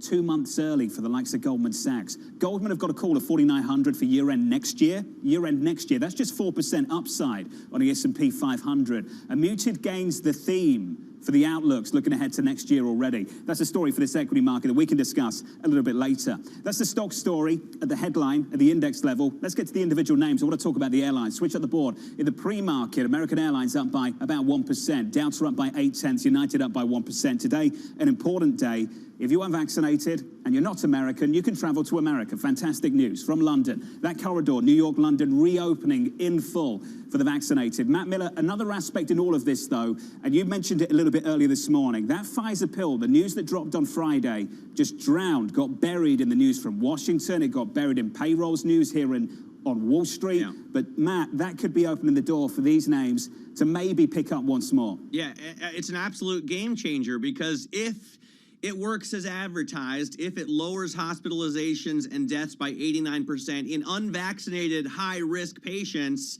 then it really effectively ends the pandemic. Aaron Rodgers could take this pill instead of ivermectin, and he would be fine to play. Have you got thoughts you want to share with us all? I just don't understand Aaron Rodgers, man. I mean, lying about being vaccinated first and then taking a dewormer to fight a virus, it doesn't make a lot of sense to me, but yeah, I guess Joe Rogan did the same thing. You're not the only one. Although Joe Rogan just points out that it is passed for use for humans as well, Matt, just perhaps not ideal for this particular It's an disease or illness. anti-parasitic. Precisely. Yeah. In a pre-market, American Airlines up by 1%. I knew you had somewhere to go. Your medical Just teasing it out, Matt. It's personal. By the way, this is personal for me, and that's not lost on you either, so there you go. Switch to the board and get to the bond market. That's personal for Lisa. It Your is. 10-year yield up 3 basis points today to 148. It confused a lot of people on Friday, Lisa. Hot labour market report. Wages looked okay. The headline looked great. The participation rate not going anywhere. Right. And some people were trying to explain away the move we got in the bond market and tying it back to that participation rate in America. I will say, John, I don't want to give a narrative to this move. I personally think that we have to see more. And frankly, what I'm going to be asking every economist is whether this makes sense from a slowing growth perspective and the Fed pushing back. I mean, what's your sense of it? I agree with you. I agree with you. It's one day of price action. It's hard to tell. We had 3 big central bank decisions last week. I wouldn't run away with a clean, neat narrative off the back of Friday's move. No, there is no clean, neat narrative, although if we're going to give it one, Bill Lee has a bird's eye view not only on the United States and Europe, but also on China. And I do want to get to China. Bill Lee, chief economist at the Milken Institute. But before we get there, I want your sense of some of the moves that we saw in the bond market, the whipsawing action that we saw, people pricing in rate hikes, and then, frankly, going absolutely in the other way. In some places it made sense, in others not so much. Does this mean to you that we are going to see slower growth? Is there any fundamental narrative that we can pin to this? The one thing that came out of the Milken Global Conference is that economists and market practitioners and portfolio managers really have a very different view of inflation. The portfolio managers and bond managers were all obsessed with the fact that prices are high and could go higher. And this notion of transitory is just completely verboten. Economists are still towing the Fed line, which says that we have some transitory but persistent influences keeping prices high. And one of those influences is the fact that we have these bottlenecks slowing down growth. That's really the key. How much is growth going to be slowing down, and how much of the future is being priced in on the slowdown side, and how much of it is the persistent high price? And that's where you see the tension. And Bill, a lot of this is actually stemming from what's happening in China as the Communist Party meets for its annual plenum. I am wondering, the price increases that we're seeing there, how much does this indicate, frankly, a protracted increase in prices around the world that people perhaps are not accounting for, this sort of deglobalization and, frankly, changed regime in China filtering into prices and slower growth globally? China is really being hit by a confluence of domestic and global factors. The one thing that we see in China, which is almost a microcosm of what we're seeing globally, is the sense that producer prices are double digits. They're rising by 10%. And yet consumer prices are maybe 0.7% and project to go up to 1.4% with the new release. And that's where you see the authoritarian control of being able to manage retail prices, and of course at the expense of profit compression. One of the things that they're banking on is that Xi Jinping's leadership, and that's what they're trying to have a historical review to justify, is that Xi Jinping's leadership will produce enough productivity gains to be able to keep margins up and to keep Chinese companies profitable. Is that lifelong leadership, Bill, a growing risk for this economy? Boy, you know, John, that everyone is really looking toward the sense of how is it that Xi Jinping is going to be able to pull off the return to Mao's doctrines of common prosperity, creating a moderately prosperous economy for everyone, and at the same time focus innovation on domestic sources and domestic sources of growth and domestic sources for export, and at the same and keep it done in a way that allows the rest of the world to be part of China's growth. The Xi Jinping leadership is something that they're going to come out with and say, the one thought we have to keep in mind is that Mao Zedong allowed China to stand up and unify China. Deng Xiaoping made China rich, but Xi Jinping, is the one who has made China strong and allows China to stand up among the League of Nations as the first among equals. That's the historical review that will come out in this meeting to justify we need Xi Jinping's leadership. That's the rhetoric, and I think the sacrifice is going to be toward focusing on domestic growth, sacrificing innovation, and doing it in a way that preserves this Communist Party's power as opposed to productivity and growth. Bill, you mentioned the power on the international stage. What about domestically? How strong is that power right now? You know, there are mixed reports. From the outside, it looks like there's a unified front. Xi Jinping has, abolished term limits, and now he's in for life. But he's worried that he's not going to get enough support to be able to carry out these policies. It's not so much at the top levels that he's afraid of, but the municipal governments and state and local governments that have to implement these policies. There's a huge tension right now, let's say, caused by, say, the energy crisis. The federal government sucks in all the taxes, but the local, state, and local governments have to manage their expenditures and manage their budgets. That tension between